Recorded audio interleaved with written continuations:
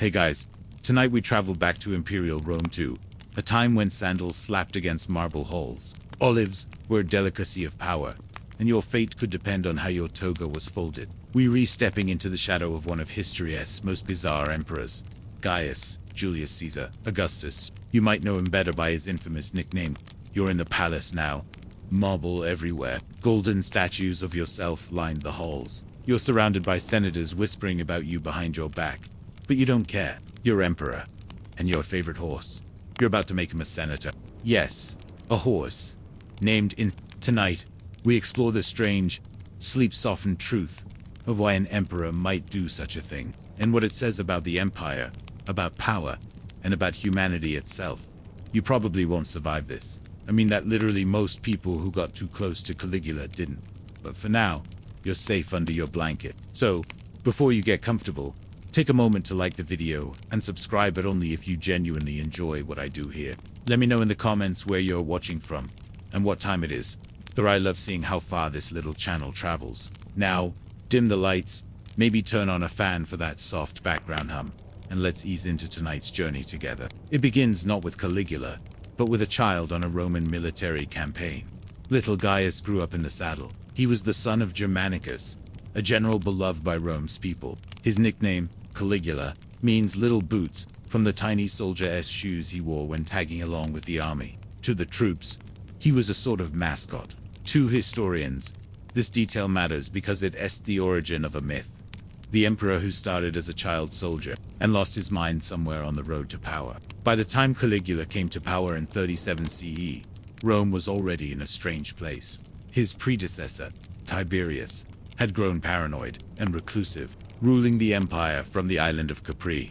The people were hungry for a new kind of leader, someone young, vibrant, and charismatic.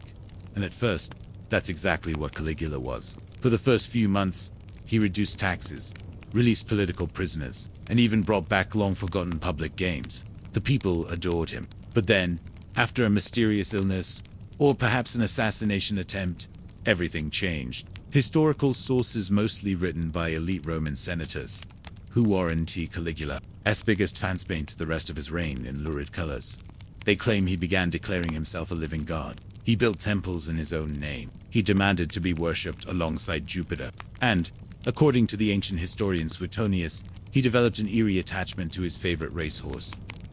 Here's where the story usually turns theatrical. Caligula, it's said, built the horse a marble stable, a manger of ivory, a collar of precious stones. Incitatas had 18 servants, drank wine from golden goblets, and slept under fine purple blankets, the color reserved for emperors. For race day, the horse reportedly received oats mixed with gold flakes. But there is one detail that truly etched itself into the lore of absurdity. Caligula intended to make Incitatus a senator. Now, we should pause here. Did he actually do it? Not exactly. Suetonius, our main source, said Caligula planned to make the horse consular senator. Technically, but never followed through. Tacitus and Cassius Dio make no mention of the horse's political ambitions. So, historically speaking, but the point isn't whether it literally happened, it's why such a rumor stuck. Was it madness or satire? Some historians today believe Caligula wasn't mad in the sense of clinical insanity, but rather performing a very specific kind of cruelty, one that weaponized absurdity. By pretending to elevate his horse above the Roman Senate, Caligula may have been mocking the senators themselves. After all, if a horse could do the job, what did that say about the people already in office? Imagine being a Roman senator, sitting in a marble hall waiting for the emperor to speak, and hearing that a stallion had a better shot at political power than you. That kind of insult doesn't fade quietly into the background. There's even a strange efficiency to Caligula's strategy. Rather than assassinating his enemies out, using performance as a tool of imperial dominance. This was psychological warfare in a term. But what did it actually look like? Let's wander there. It's a soft Roman morning. You've been summoned to the palace. You don't know why. You pass guards in bronze breastplates, and they don't meet your eye. In the atrium, you find Caligula reclining with a goblet of wine, speaking softly to someone. Then you see the someone is a horse. Not just any horse. The horse, draped in purple. Beside him, a golden dish of grapes. Caligula looks up at you. You're late, he said. Incitatus has been waiting. Now imagine keeping a straight face as the most powerful man in the empire introduces you to a horse as your replacement. Was he serious? Was this an act? A test? You don't know. You only know that laughter, hesitation, or protest could get you executed. This is what made Caligula terrifying. Not just the executions, not just the taxes, but the unpredictability. One moment he's kissing a horse's mane, the next he's accusing senators of treason. In a way, his court became a theater of unease. Everyone was playing a part. No one knew the script, and here's where things get murky. The ancient sources could be exaggerating. Roman historians were often more moralistic than journalistic. They weren't above painting emperors as monsters to make political points. Suetonius, for instance, liked to frame emperors through gossip and anecdote almost like ancient tabloids. But the consistency of the insider's story across multiple sources suggests that even if exaggerated, something real lay at the heart of it. The horse's story, then, becomes a lens, something through which we can glimpse the warped mirror of Roman politics. In a society where bloodlines and gods mingled, and power was its own justification, it makes a certain cold sense that a horse could enter the Senate not as a joke, but as a message. And yet, there's still something missing. What became of if he was so beloved by the emperor, what happened to him after Caligula's dramatic assassination in 41 C? Was the horse spared, mocked, forgotten? Or did Incitatus, in some quiet, unrecorded way, outlive the empire that once considered him its political future? By the time you reach the second half of Caligula's short but infamous reign, the boundaries between theater and statecraft have all but vanished. You read no longer living in an empire of marble statues and disciplined inside a court performance directed by a man who believes himself a god. And somewhere, in a lavishly decorated stable just outside the palace, a horse eats from a golden bowl. Let's look closer. The horse Incitatus's name means swift or impetuous. He wasn't just any Roman steed. Caligula's obsession with the animal wasn't merely personal, it was public. He had a marble stable built for instance. When the horse raced, Caligula declared national quiet hours so his beloved beast wouldn't be disturbed by noise. Guests invited to dine at the palace sometimes found themselves seated beside the animal. Imagine silver trays, roasted dormice, crystal wine goblets, and, across the table, a horse dressed in embroidered cloth, attended by slaves fanning its flanks. But if you look closer, this wasn't just a way for Caligula to reflect Rome's own absurdities back at itself. Rome, at the time, was not the confident republic of Cicero and the Senate. That age had died with Julius Caesar. It was now an imperial court, held together by personal loyalty and fear. The Senate still met, still debated, still wore their togas, but real power flowed from the emperor alone. When Caligula threatened to appoint his horse as consul, he wasn't just being absurd. He was issuing a veiled insult to the Senate. "You're so useless." He was saying that even my horse could do your job.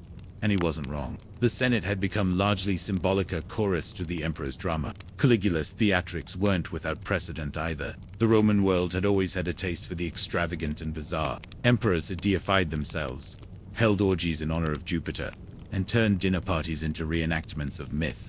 What made Caligula stand out was his utter lack of pretense. He didn't just demand worship, he expected it casually. According to Cassius Dio, Caligula installed a statue of himself in the Temple of Jerusalem, hoping to be revered as a deity by Jews and Romans alike. He built bridges across bays, using ships as pontoons, not for military necessity, but to walk across the sea like a god. He made senators run beside his litter, like servants. This wasn't just madness, it was spectacle.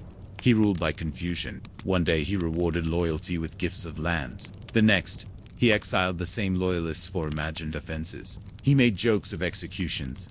He turned public ceremonies into cruel games. People lived on edge not because they feared the law, but because there was no law, only the whims of one man. And at the center of it all, a horse. Let's return to the palace. It's night. Torches flicker along colonnaded halls. The emperor is restless. He summons you, a low-ranking senator, for a midnight discussion. You arrive breathless, clutching your scrolls.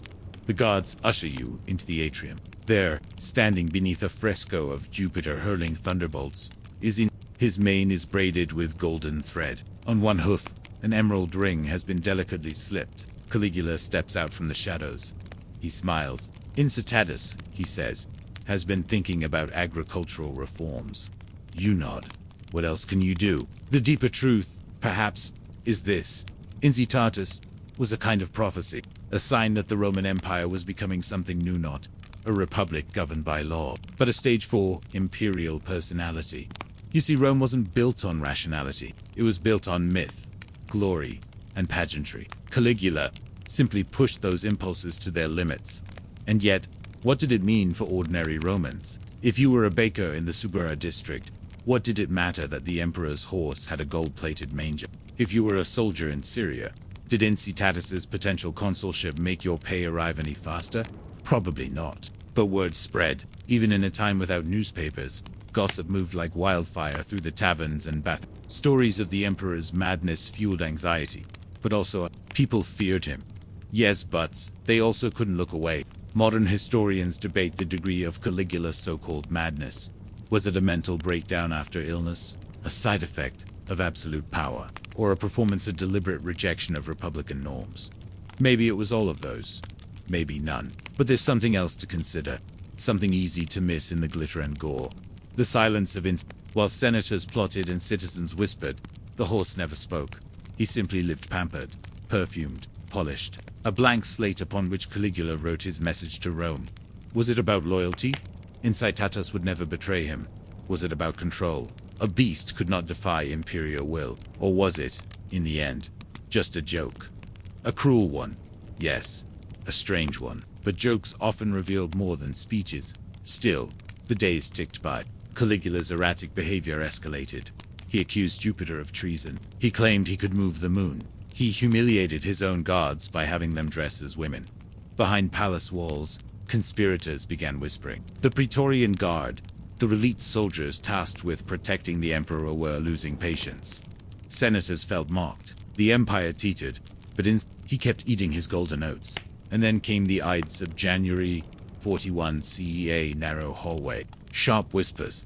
A blade drawn behind a curtain. Caligula was stabbed by his own guards, right outside a theater. His wife and child were murdered soon after. The Senate tried briefly to restore the Republic, but the army had other ideas. Claudius, Caligula's awkward, stammering uncle, was pulled from behind a curtain in the palace and declared emperor. The show went on. But what became of the horse? Was Incitatus quietly returned to the racing stables? Did Claudius, pragmatic and scholarly, roll his eyes and auction off the ivory manger? Or did the horse simply disappear, like a dream dissolving at dawn? There are no records, no Senate decrees revoking his imaginary title. In the end, the horse outlived the emperor, not in body, perhaps, but in memory. He became a myth, a symbol, a whisper of how strange and fragile power can be. But even now, we're left wondering, was Incitatus ever real? Or was he the perfect invention of a society trying to make sense of a mad world? So here we are. The emperor is dead. His blood has dried on the marble floors of a palace he once ruled as a living god. His statues are being pulled down or The senators who once bowed and scraped are suddenly brave again. The people are unsure, was this justice? Was this betrayal? Or was it just the natural end of a very strange play? But Incitatus's story hasn't ended yet. Or at least, not in the minds of those who kept telling it. Because here's the thing. Caligula's horse never actually held office. He never signed a decree. Never voted on legislation. Never donned a toga or issued a speech. He didn't change Rome's laws, win a battle, or inspire a rebellion. But in the centuries that followed, Incitatus would become something more powerful than a senator. He became a metaphor. To the ancients, to the medieval chroniclers, he was an emblem of Rome. To Enlightenment thinkers, he was evidence that absolute power corrupts absolutely. And to modern readers, he's still a punchline, a meme, an echo. But what was he really? Let's step back one last time. Step back into the Rome of 41 CE. You're walking through the Forum. Statues of emperors still glare down at you. But now there's graffiti beneath their feet. Rumors are thick in the air. Caligula's sister was a witch, they say. Or maybe he drank poisoned wine. Or maybe it was the gods who struck him down for his arrogance. Someone in the crowd mutters. They say he made his horse a consul. You glance sideways. Is it true? Does it even matter? Because in this city, truth and performance have always intertwined. The Colosseum hasn't even been built yet. But already, the Roman world understands that spectacle is power. You show your dominance not just with armies, but with audacity, with acts so strange they force people to talk. And remember, Incitatus then might never have worn a purple cloak. He might never have walked through the Senate's doors. But the fact that people believed he did that, senators feared he might, that's where his power lay. And this wasn't unique to Rome. History is filled with these strange shadows, stories that walk beside facts, half-truths that shape the world more than any law ever could. Napoleon wasn't actually short. Marie Antoinette never said, "Let him eat cake." Viking helmets didn't have horns.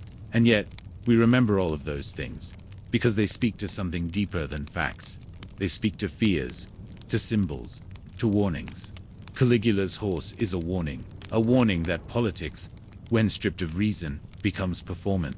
That power, when unchecked, will eventually turn absurd. That once you elevate yourself above accountability, there's no telling what or who you might elevate next. But Incitatus is something gentler too. In some versions of the tale, he's not just a symbol of madness, but of loyalty, of quiet, of innocence caught in the storm. The horse never asked to be made consul. He didn't write speeches or bribe voters. He just stood there, fed on golden oats, and bore the weight of history's strangest joke. And isn't that what many of us do? Live through strange times, pulled along by forces we don't understand, hoping to endure without being trampled. Let's bring this closer to today. Why do we still talk about him? Because every generation finds its own version of him. A person elevated to power for absurd reasons. A political theater that feels more surreal than strategic. A time when you watch the news and think, wait, is this real? We look back at Caligula and laugh or shout about. We also see ourselves, our own institutions, our own flirtations with spectacle, and we remember. History isn't a straight line. It loops, it forgets, it repeats. Which brings us to one final thought. Did Caligula actually plan to appoint his horse as consul? We may never know. The ancient sources disagree. Suetonius was fond of scandal. Cassius Dio was writing decades later. The details may be lost, but maybe the details don't matter as much as the legacy. Because in some strange way, Incitatus did become a senator's does, not in marble halls, but in memory. Immortalized in 1,000 history books, internet jokes, and late-night whispers. A quiet animal who said nothing, did nothing, and yet still outlived Emperor. So, tonight, as you drift off, remember this. History isn't just made by kings and wars and treaties. It's also shaped by horses in golden stables, by the strange stories that linger long after the palace gates have closed. And if you ever feel like the world's gone mad, like the system makes no sense, just whisper his name. Incitatus. It is the year 897, and Rome is a ruin of its former self. The grandeur of the empire has faded. The Forum lies half buried in dust and weeds. Vandals and Lombards have come and gone, but the Vatican still looms a symbol of divine authority amid the chaos. And on one deeply surreal day, that authority took a grotesque and unforgettable turn. You walk into the Lateran Basilica, expecting incense and prayer.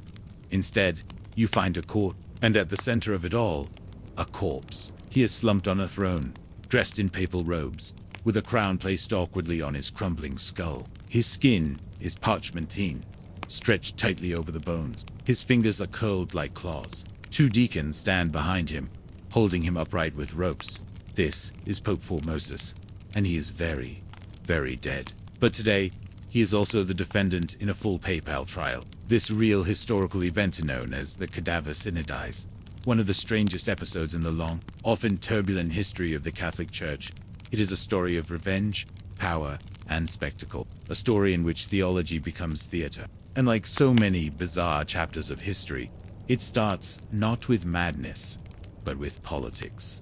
Let's rewind. Pope Formosus had been dead for about 9 months when he was brought to trial. He had served as pope from 891 to 896, a time when the papacy wasn't just a religious position, it was a political one, entangled in the messy world of Italian aristocracy, warring factions, and Frankish. During his lifetime, Formosus made enemies. Specifically, he clashed with the powerful family, an ambitious and violent dynasty that sought to dominate central Italy. Formosus had supported Arnulf of Carinthia, a Frankish king, as Holy Roman Emperor, instead of Lambert of Spalato, the favored son of the Spalato faction. This did not go over well. When Formosus died, his successor, Pope Boniface VI, lasted barely 2 weeks before being deposed. Then came Pope Stephen VI, a loyal puppet of the Spalato family, and it was Stephen who orchestrated the bizarre trial of his predecessor's corpse. And that brings us back to the Lateran Basilica. You stand among the murmuring clergy. The air is thick with candle smoke and morbid fascination. Before you sits Formosus, or what's left of him. His remains were exhumed from their tomb, dressed in papal finery, and brought to court. Stephen Vi presides, red-faced and furious. The charges: perjury, violating church law by serving as bishop of two places at once, usurping the papacy. But the truth was simpler. This was not about law. It was about vengeance. Stephen ranted, accused, thundered. Formosus, of course, said nothing. A deacon was appointed to answer questions on his behalf, speaking as the corpse, responding meekly to each accusation. This wasn't justice. It was spectacle, a deliberate, macabre humiliation staged for the clergy and the Roman people. And perhaps, also, a warning. The power of the church could reach you even after death. After the charade concluded, the court declared Formosus guilty. His papacy was invalidated. His body was stripped of its robes. The 3 fingers used in blessing were cut off, and the corpse was thrown into the Tiber River. That should have been the end of it. But this was Rome, and in Rome, nothing stays buried forever. The body washed ashore a few days later, according to legend, and was retrieved by monks who gave it a proper burial. More importantly, the grotesque nature of the trial caused outrage throughout the city. The people of Rome had witnessed plenty of political feuds and papal corruption, but this was something new, something unholy. And within a few months, the backlash began. Stephen VI was arrested by an angry mob, imprisoned, and later strangled in his cell. Formosus's honor was posthumously restored by his successors. His body was exhumed yet again, this time for a burial in St. Peter's, but the damage had been done. The Cadaver Synod marked a low point in the medieval papacy. It exposed just how fragile the line between sacred ritual and grotesque performance could be. It showed that even in the holiest places, vengeance could rot the foundations of power. And yet, even centuries later, historians still argue over it.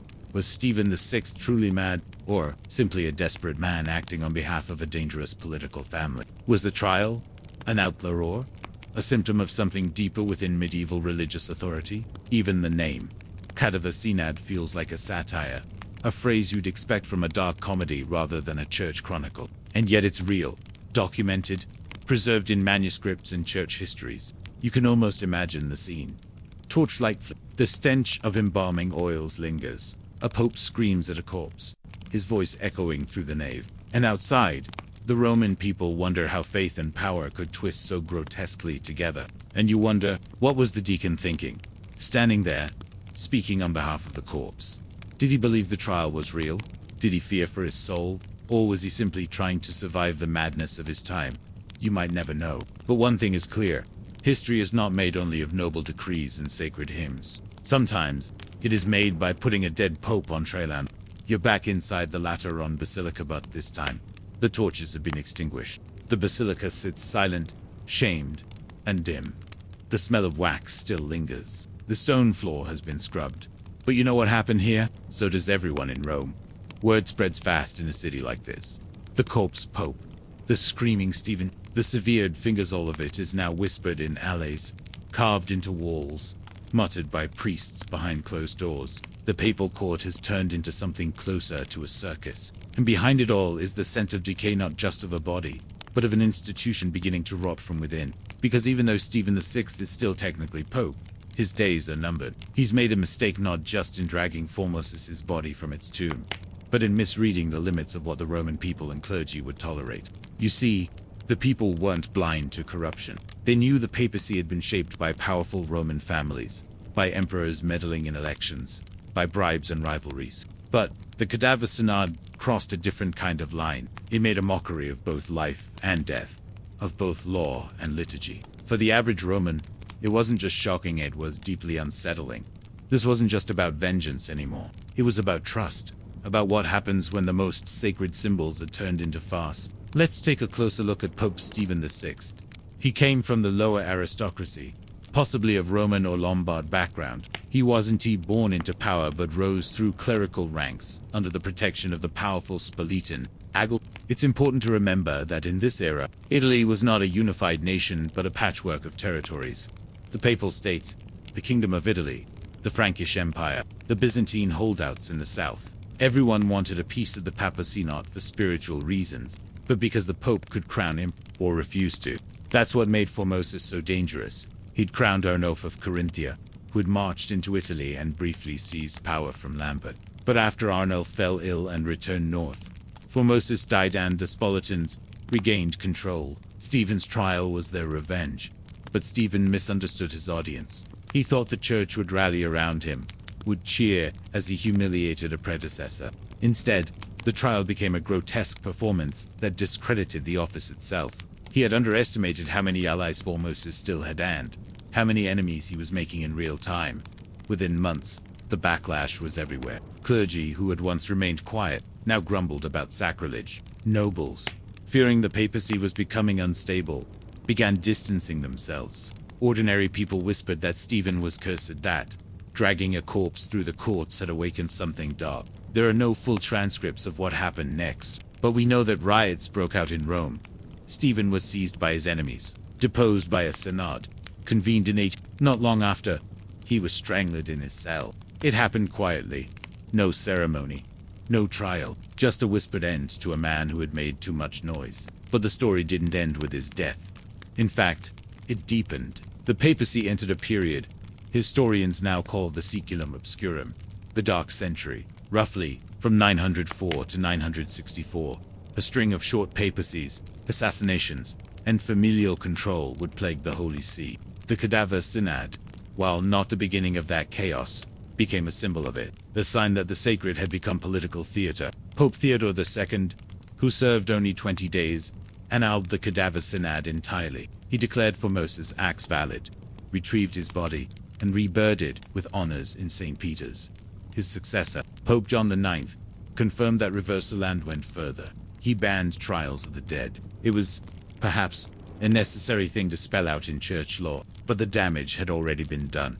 You might be wondering, why does this matter now? Why should a medieval courtroom drama starring a corpse have anything to say to us today? Because the Cadaver Synod is a case study in what happens when institutions are hollowed out by personal vendetta, when sacred spaces become political stages, when those in power begin to treat the law not as something to uphold but as a weapon, and perhaps most disturbingly, when no one stands up to stop it until it's far too late. The clergy present at the Cadaver Synod mostly went along with it. Maybe they were afraid. Maybe they hoped it would be over quickly. Maybe they told themselves it wasn't their place. And isn't that how these things always begin? With silence? With just enough silence for madness to echo. There's another detail, one rarely mentioned. Some sources claim that Formosus' body floated downstream after it was dumped into the Tiber and was later retrieved by a fisherman. It said the body was found remarkably intact, a divine sign to some. True, hard to say, but the story was repeated for generations. Formosus became a symbol of resilience, of dignity, even in death. His corpse had been mocked, mutilated, but in the end, it was his name that survived. Stephen's legacy was a whisper. Formosus became a warning.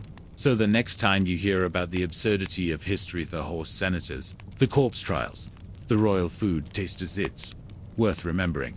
None of these stories existed in a vacuum. They were real people, living through strange times, caught in tides they couldn't control, just like you. And if even a dead pope can make a comeback, what else might history still have to teach us? So here we are, in the long, complicated wake of the Cadaver Synod. The basilica has gone silent. The corpse of Pope Formosus has been reburied, then reburied again, and perhaps even reburied a third time, depending on which chronicle you read. And Pope Stephen VI, the man who orchestrated it all, is gone, strangled by his own guards. But the echoes of that bizarre moment didn't end there. If anything, they began to ripple outward, across decades of papal instability, fueling what many historians call the nadir of the medieval papacy, a period marked by scandal, violence, and power struggles that no one could fully control. The strange part, the church survived, and not only survived but grew stronger, which forces us to ask, what exactly did the Cadaver Synod do to the papacy, and what did it mean for the centuries that followed? Let's begin with the most immediate aftermath. Pope John IX, who succeeded both Theodore II and Stephen VI, made a desperate attempt to bring stability. He called to synods, one in Ravenna and one in Rome, and both formally condemned the trial of Formosus' corpse. All records of the Cadaver Synod were ordered destroyed. The decree was clear.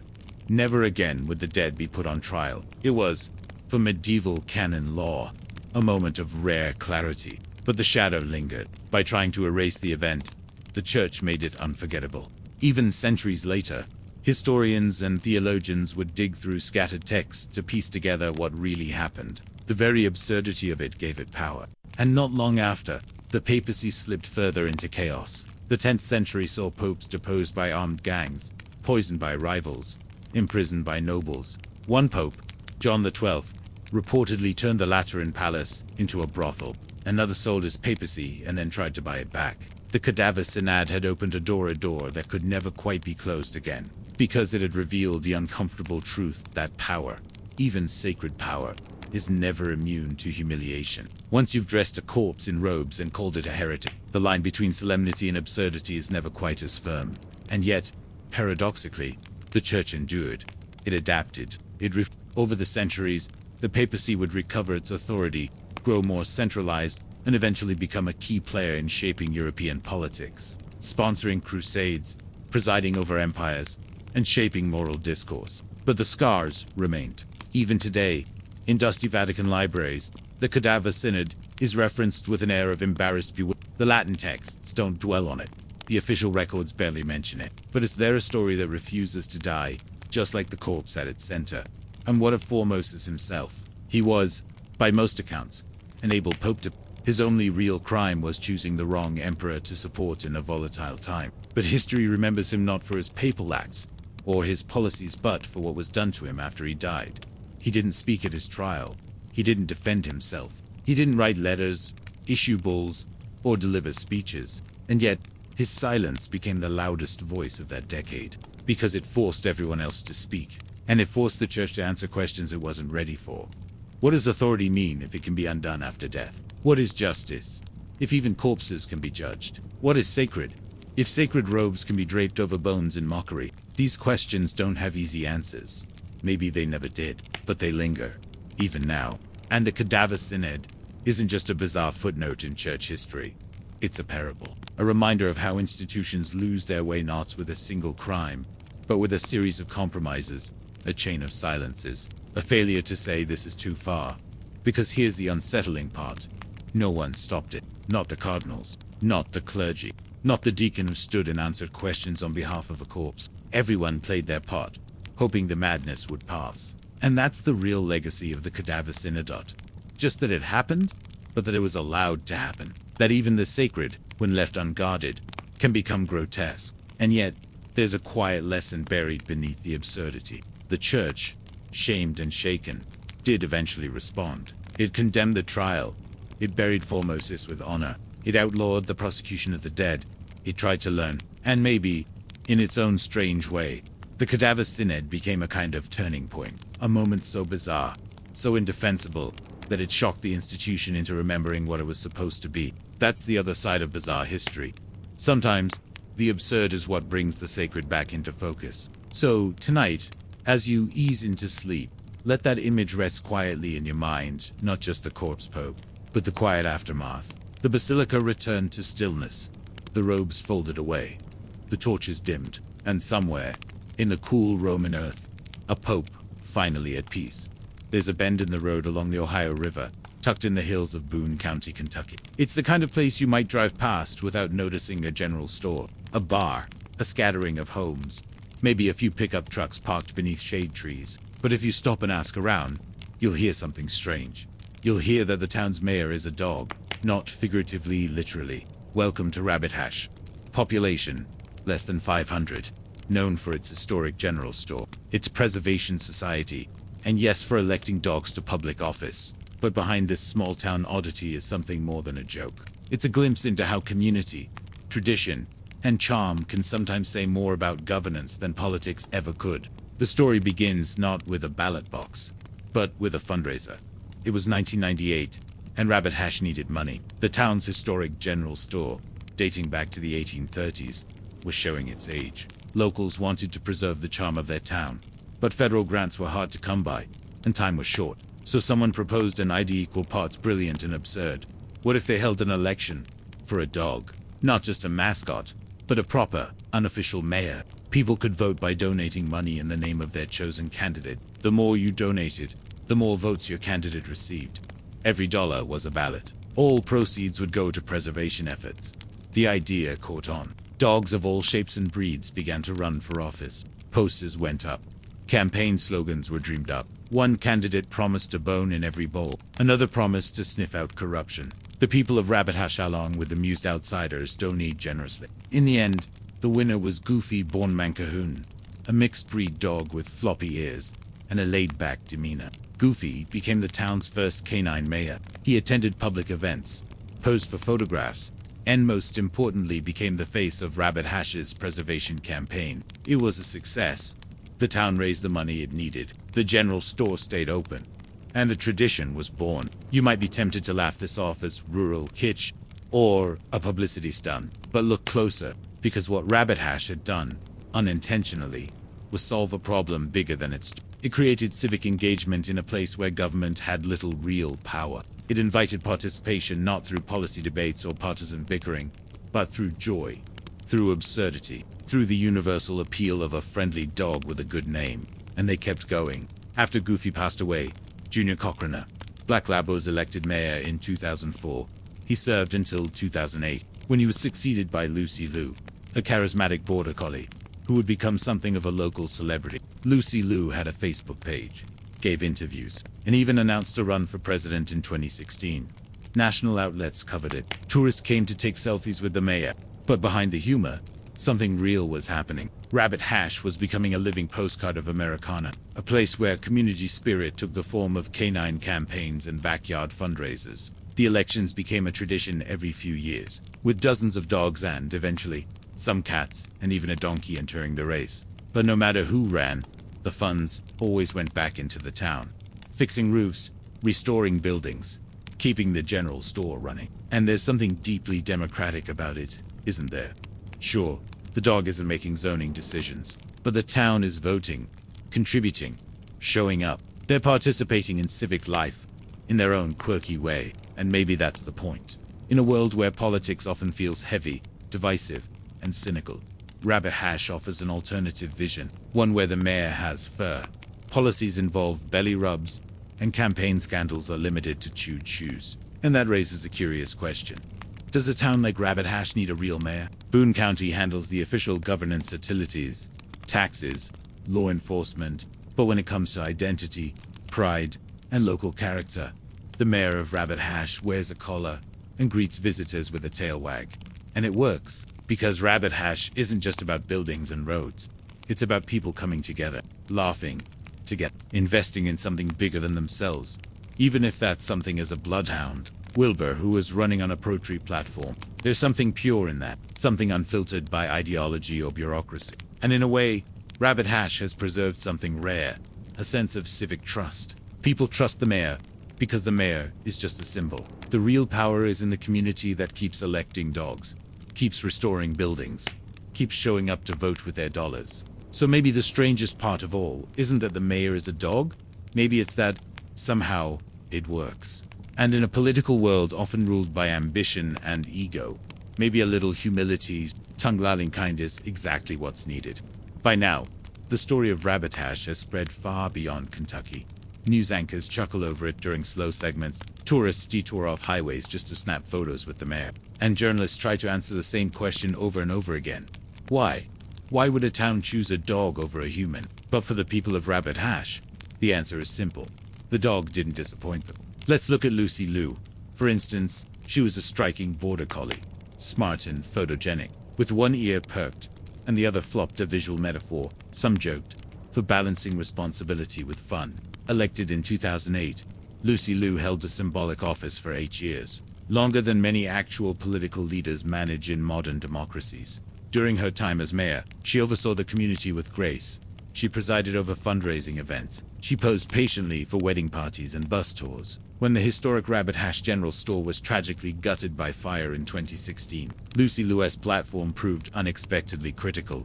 She became the figurehead of a new campaign to rebuild. People donated, volunteers came, and within a year, the store was back restored. Not just structurally, but spiritually. That moment wasn't about a dog, of course. It was about community. But Lucy Liu gave them something to rally around. a light-hearted symbol during a difficult time. And when she passed in 2018, the grief felt real. Tributes poured in. News sites ran headlines like "The mayor of Rabbit Hash has died." Her image still graces postcards, coffee mugs, and murals. For a dog who never signed a single piece of legislation, Lucy Liu left a legacy that outlasted most human officials. But that was just one chapter. After Lucy came Gwyneth Paltrow, a pit bull with soulful eyes and a calm temperament. Then Lady Stone, a rescue with a past that mirrored the town's resilience. And later, in 2020, Wilbur Beast, a French bulldog, took the color. His campaign, like those before him, raised thousands for local preservation. Each mayor was different, but the office remained the same, a post of symbolic importance, full of tail wags, muddy paws, and most importantly, unconditional presence. You may be wondering now, how seriously do the people of Rabbit Hash take all of this? The answer is, exactly as seriously as they want to. Because in Rabbit Hash, humor and sincerity aren't opposites, they're partners. Electing a dog doesn't mean they don't care about civic life. Quite the opposite. It means they care enough to create a system that reflects their values, even if that system wears a leash. They don't need their mayor to pave roads or pass ordinances. What they need is continuity, character, and connection. And somehow, a series of humble dogs have offered all three. Think of the world around you. Cities divide over politics. Debates become shouting matches. Leaders disappoint. Trust erodes. And then there's Rabbit Hash, where everyone agrees that the mayor is a very good boy. There's something powerful about that, because, at its core, the story of Rabbit Hash isn't really about dogs. It's about building community through story, through tradition, and through symbols everyone can believe in. The mayoral elections, held every few years, have become part of the town's rhythm. People gather, donate, laugh, and choose a candidate who will do what no human ever could: never speak a divisive word. Even the way they run elections is telling. Votes are counted in dollars. Anyone, any breed can run, and outsiders are welcome to vote, too, which means the campaign becomes not just a local event, but a regional celebration. In 2020, more than 20,000 votes were cast, each $1 toward preserving Rabbit Hash. That's a small miracle. In a town with fewer than 500 residents, 20,000 people chose to participate, to donate, to play along, to say, yes, I believe in this. Not because of policy platforms, but because of what Rabbit Hash represents. A kind of civic joy that feels increasingly rare. So the question becomes, is this really a joke? Or is it a deeply functional civic ritual wrapped in fur and laughter? Historians might call it performative politics, but that would miss the point. The people of Rabbit Hash aren't performing, they're engaging. They're shaping their town's identity in a way that's fun, inclusive, and completely their own. And maybe, just maybe, they're offering a lesson to the rest of us, that governance doesn't have to mean conflict, that civic pride doesn't have to mean bureaucracy, that sometimes showing up, voting, and believing even in a dog can be enough to hold the community together. That's not to say it's perfect. Rabbit Hash has its own struggles. Economic shifts, aging infrastructure, preserving history in a world speeding toward the future. But it approaches those problems with unity, with tradition, and with the dog at the helm. And somehow, that's worked for more than 25 years. So the next time you roll your eyes at a politician or feel overwhelmed by the complexity of civic life, remember that somewhere along the river in Kentucky, a French bulldog named Wilbur is wearing a sash, posing for photos, and quietly reminding everyone that leadership can come in all forms, especially four-legged ones. The road into Rabbit Hash winds past low hills, riverbanks, and fields that fade into soft green. There's a quiet here, one that isn't empty, but full of story, of laughter, of memory. And as you pass the weathered welcome sign, you might feel it. This is a place that knows who it is.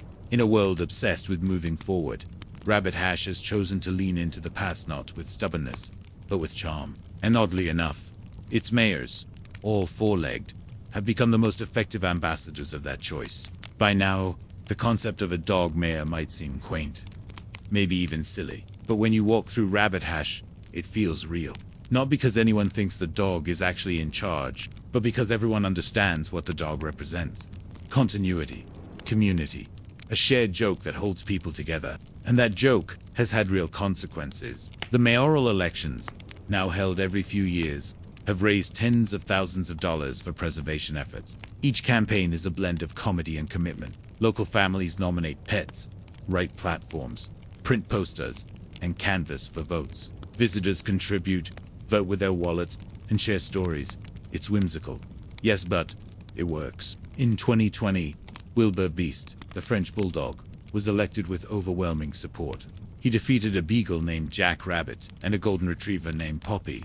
But in a town where all candidates are beloved, losing doesn't sting. Everyone wins when the donations come in, and the buildings stay standing. The money from these elections has gone toward restoring the Rabbit Hash General Store, fixing historic homes, and preserving the riverfront character of the village. These aren't abstract goals, they're tangible outcomes, funded by people who believe in the value of place, tradition, and whimsy. Even more than that, the tradition has turned Rabbit Hash into something rare, a town with a soul. Tourists visit not for flashy attractions, but for the feeling. They come to meet the mayor, to hear stories from locals, to buy soap or honey at the general store, and to sit for a moment on the porch and do absolutely nothing. It's a kind of civic tourism that's built not on spectacle, but on sincerity. And the mayor, he's usually there, sitting in a rocker, sleeping under a bench, posing politely for photos. No words, no press conferences, no promises, just presence. And maybe that's more than enough. Because in Rabbit Hash, you don't need an eloquent speech to feel represented. You need a shared sense of humor, a willingness to care about the little things, a dog who won't let you down. It's not a rejection of politics, it's a redefinition of it, a way of saying, we may not control the world, but we can shape this corner of it, and we'll do it with charm, with kindness, with dogs. And in the end, that might be the most honest form of governance there is. Because what is a mayor, really, in a town like this? Not a policymaker, not a bureaucrat, but a symbol, a gathering point. Someone or something who brings people together and reminds them why they live here and why they stay. And the strange, beautiful thing, it works. It works because it's consistent, because it's local, because it's fun, and because it gently asks you to slow down and believe in something simple. That community isn't about who has power, but about how we share it. As you leave Rabbit Hash, you might think back on all the mayors: Goofy Jr., Lucy Liu, Bryneth, Lady Stone, Wilbur. Not one of them ever made a speech. Not one held a town hall, but every single one helped fund a project, welcome a tourist, bring a neighbor closer to another. And in a country where trust in politics often feels like a memory, Rabbit Hash has built its own little government on the foundation of fur, wagging tails, and laughter. It might seem like a joke, but it's the kind of joke that saves buildings, that raises money, that binds people together. And isn't that what leadership is supposed to do? So the next time you hear about a dog mayor, resist the urge to laugh it off. Instead, think of a porch in Kentucky, a crooked old store, a quiet river drifting past, and a French bulldog doing more good than most politicians could ever hope to. Because sometimes, the most honest leaders don't speak at all. They just sit by the door, ready to greet you, tails thumping, reminding you why this strange little world is still worth believing in. It was the year 1325 in northern Italy, and the sun rose over the red rooftops of Bologna, warming the church towers and city walls like it had for centuries. Merchants opened their shutters, priests walked to morning prayers, farmers rolled into the city with their carts. It was an ordinary day until someone noticed the missing bucket. Yes, a wooden bucket. That one small theft, so the legend goes, was enough to spark a full-scale war, a real war with bloodshed, battlefields, and lasting political tension. This is the story of the War of the Oaken Bucata, named so strange, so laughably simple, that it's hard to believe it really happened. But it did, or at least, something very close to it did. And behind the absurdity lies a deeper truth about honor, pride, and the dangerously thin line between humor and hostility. Let's set the scene. Italy in the 14th century wasn't a unified country. It was a fractured mosaic of city-states, modern each fiercely independent, often at odds, and frequently at war. Power was contested not just by kings and nobles, but by rival political factions known as the Guelphs and the Ghibellines. The Guelphs generally supported the Pope. The Ghibellines favored the Holy Roman Emperor. Their rivalry played out across Italy for more than a century, pulling cities into conflicts that were as much about identity as they were about politics. Bologna was a Guelph stronghold. Modena. Their rivalry simmered for years over borders, alliances, trade, taxes, And then came the bucket. According to the most popular version of the story, Modenese soldiers raided Bologna and, on their way out, stole an oaken bucket from a city. Well, just a bucket. But that bucket, hanging in a public square, was more than just a water vessel. It was a symbol, a quiet insult, a taunt. To the Bolognese, it was an affront to their pride. To the Modenese, it was a trophy of mockery. Bologna demanded the bucket back. Modena refused, so Bologna declared war.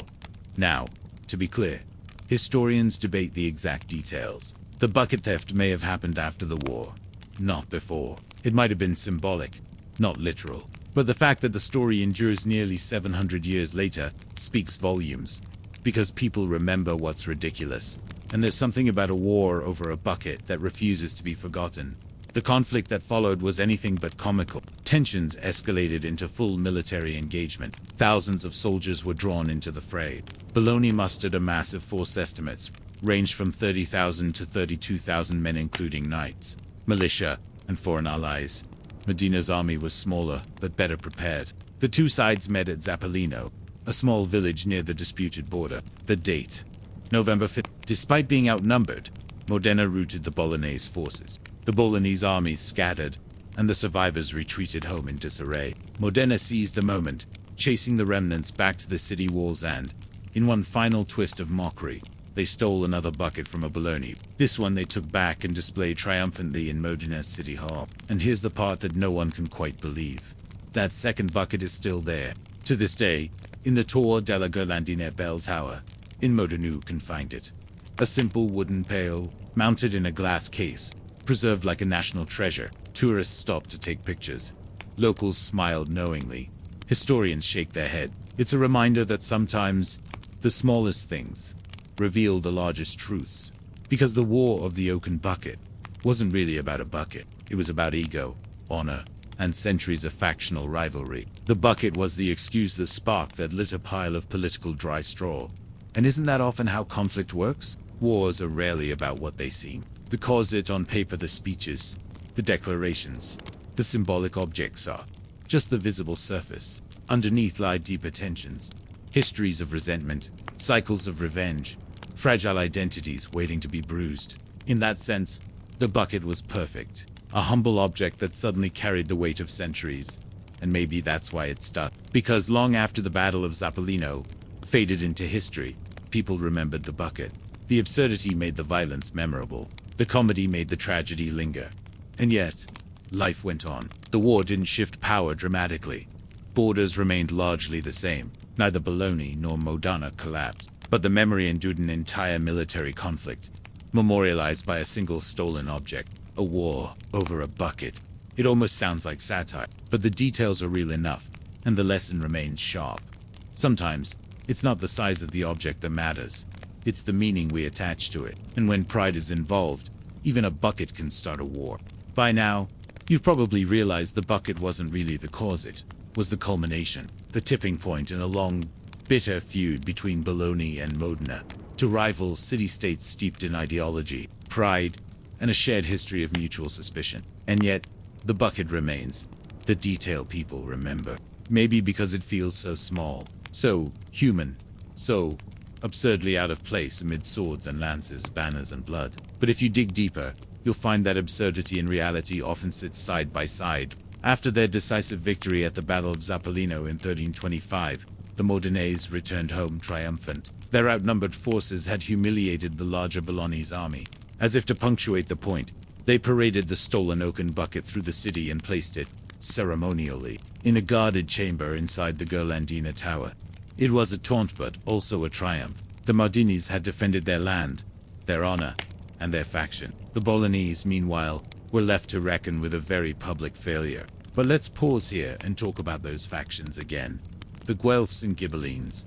These weren't just local quarrels. They were the backbone of Italian political life for more than a century, and the divisions were fierce, almost tribal. Guelph cities often aligned with the Pope, believing in the Church's supremacy over secular rulers. Ghibelline cities supported the Holy Roman Emperor and the autonomy of regional powers. These affiliations split families, cities, even individual buildings. In some cities, Guelphs and Ghibellines built separate towers, symbols of both pride and defiance. The architecture still bears witness. The crenellations on the walls of Florence, for example, were squared off if you were Ghibelline. So when you read about the War of the Oaken Bucket, what you're really seeing is the overflow of that tension. A feud between worldviews, and while a stolen water pail might seem like a silly spot, the explosion it caused was already primed.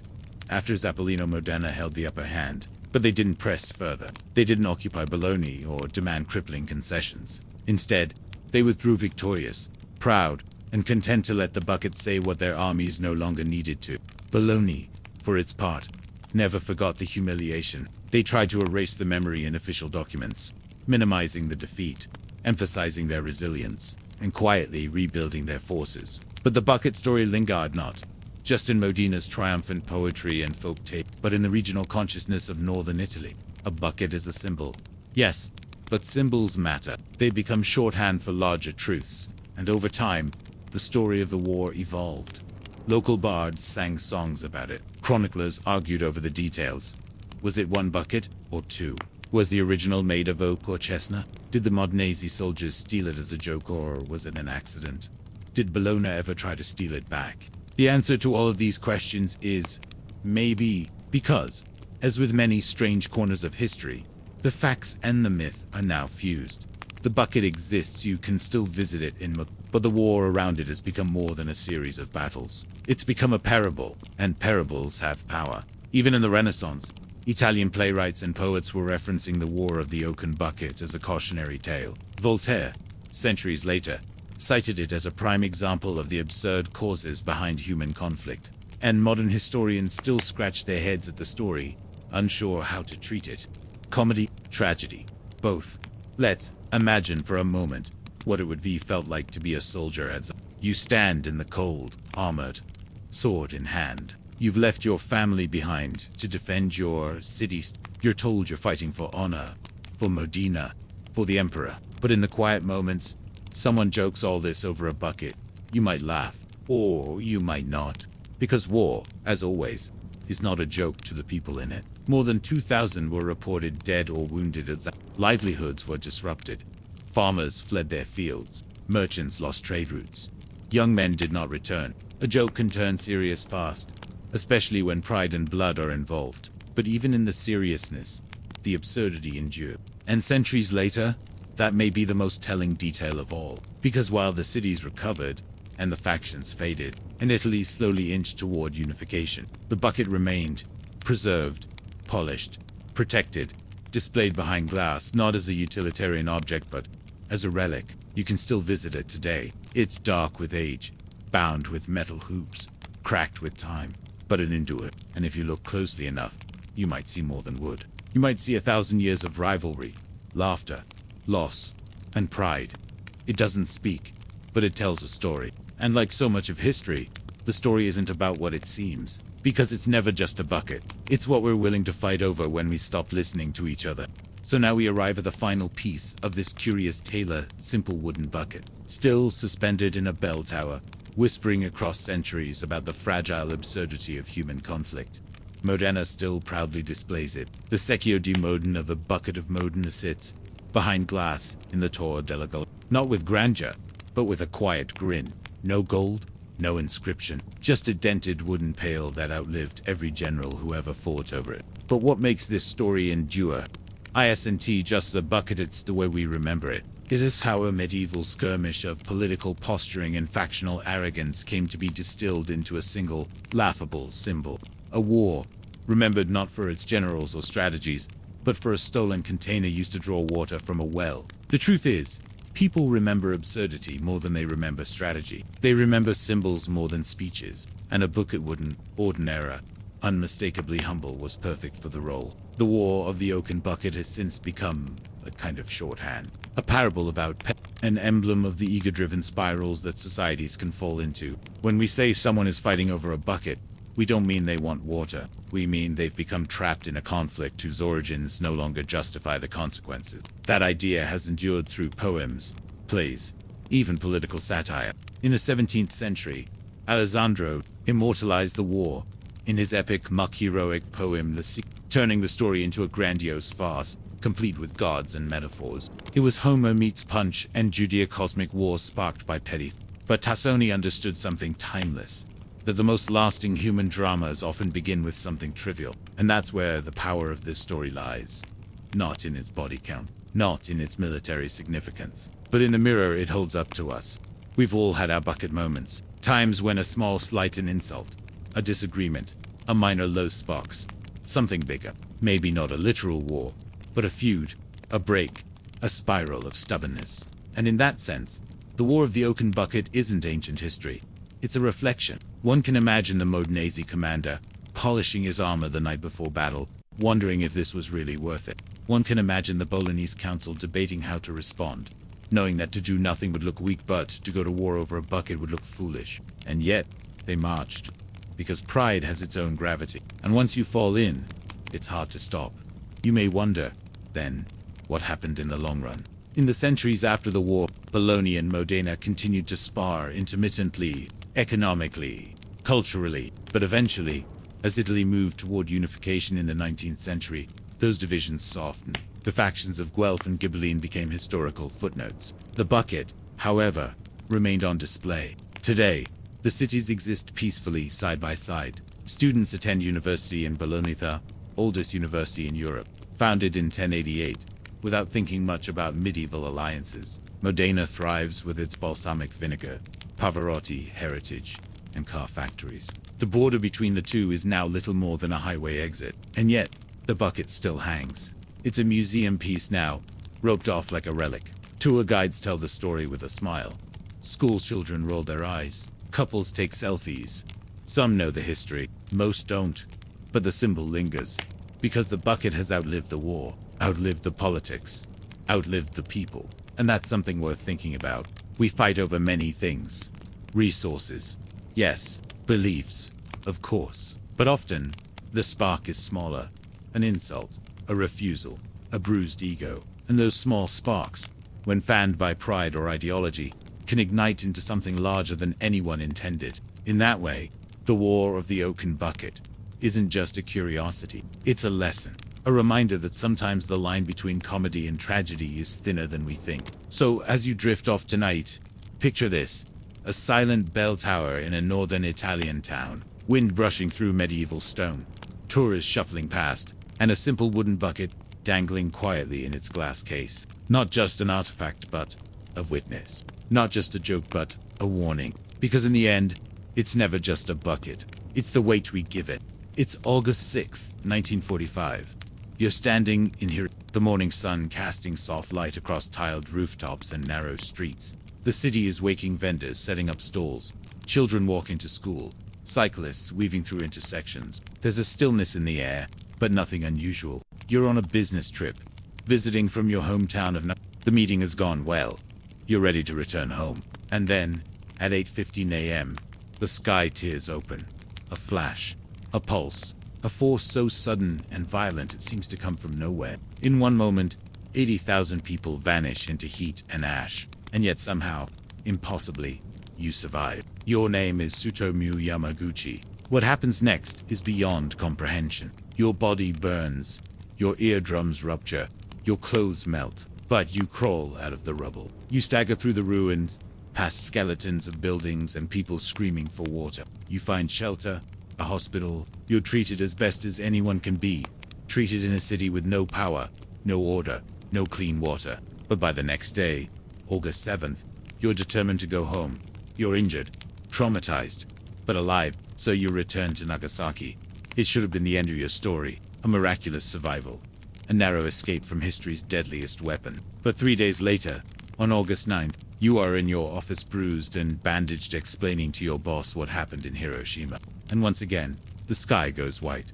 The second bomb falls. You survive again.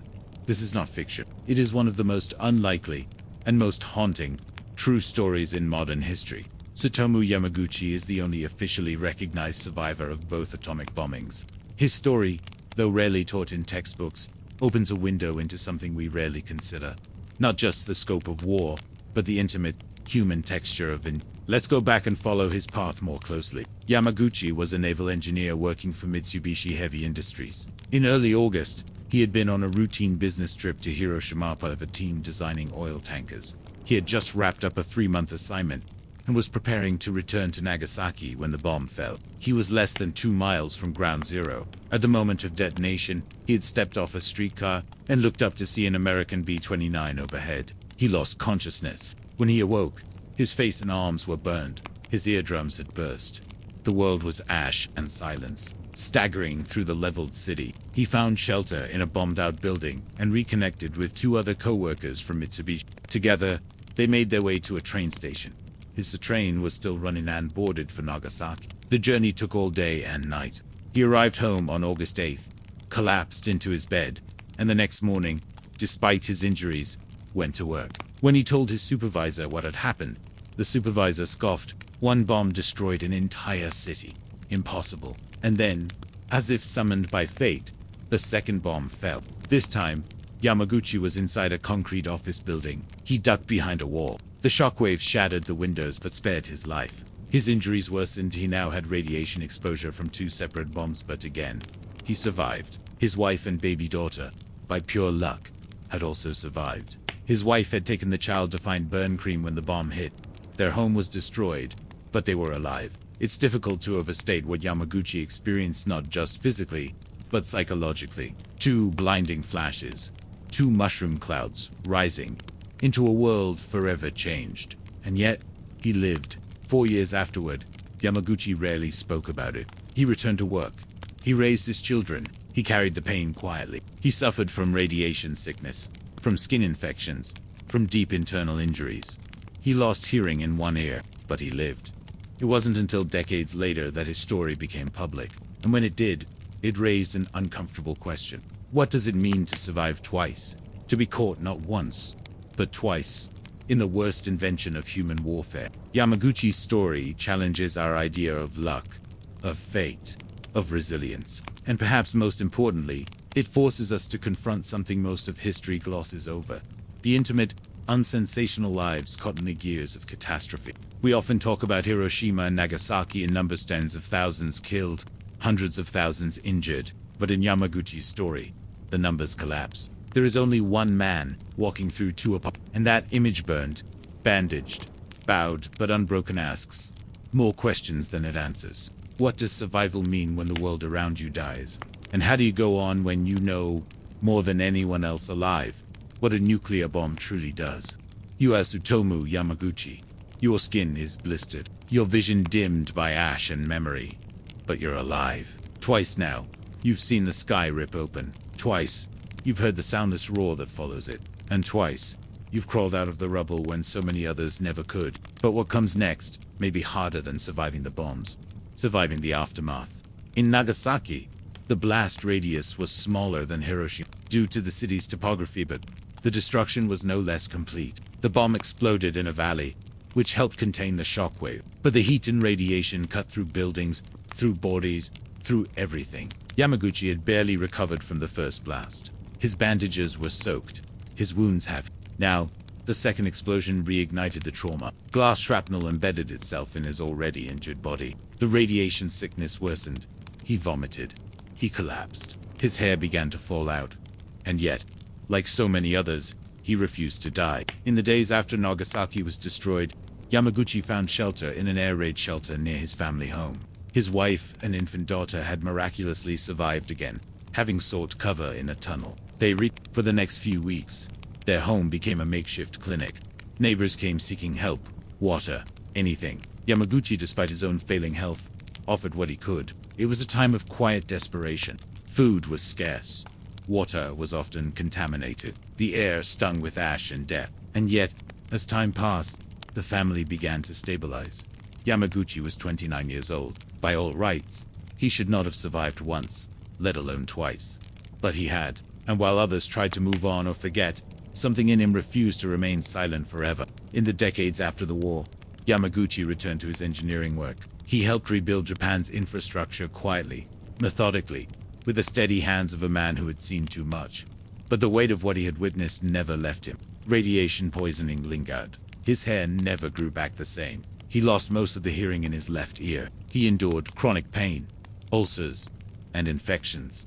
but he endured. It wasn't until the 1950s that his status as a hibakusha, survivor of the atomic bomb, was officially recognized by the Japanese government. At the time, hibakusha was stigmatized, often shunned or denied work due to fears of long-term illness or genetic mutation.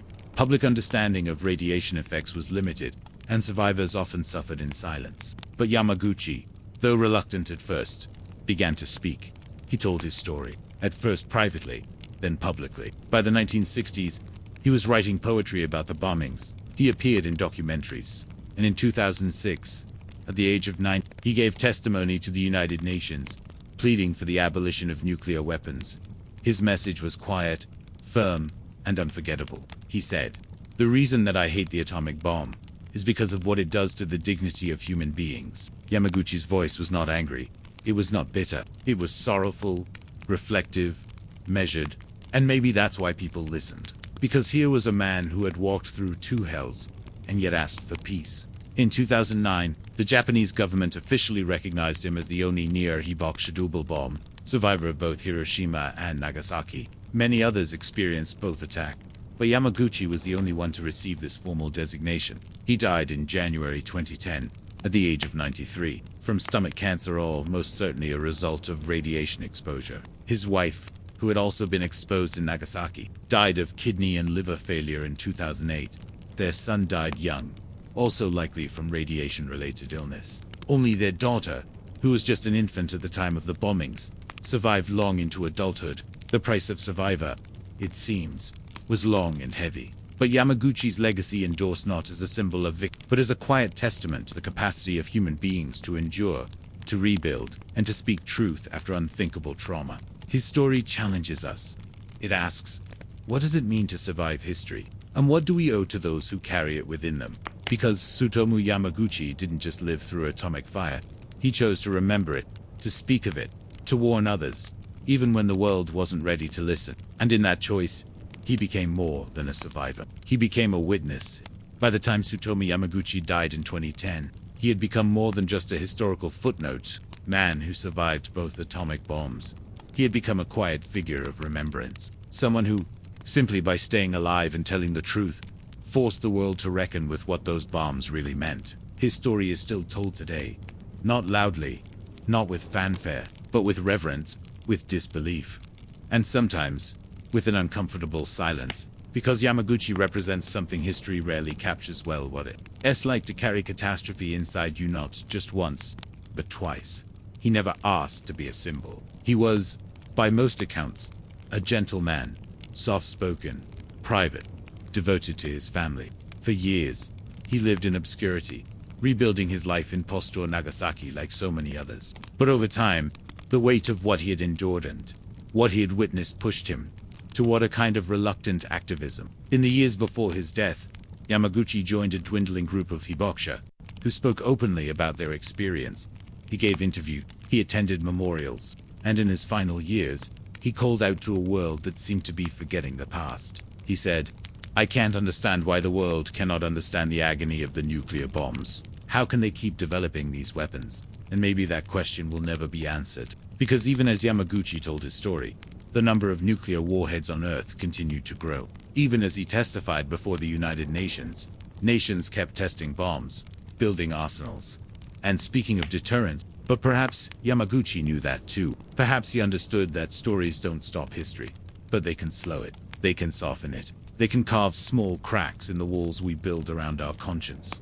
And maybe his story, absurd in its unlikeliness, brutal in its reality, was one such crack. Because what could be more absurd than surviving one atomic bomb, only to survive another 3 days later? And what could be more brutal than waking up every day with that memory embedded in your bone? Yet, Yamaguchi bore it with grace. He didn't demand pity. He didn't point fingers. He simply remembered and asked us to remember.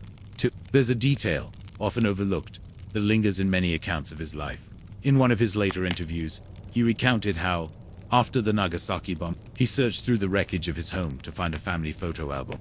Everything else was gone: clothes, furniture, paper, belongings. But a few photos, water-stained and curled at the edges, had survived. He held them in his hands, burned, trembling. And in that image, one man, holding the fragments of a life twice, erased you, It's not about the bombs, it's about what comes after.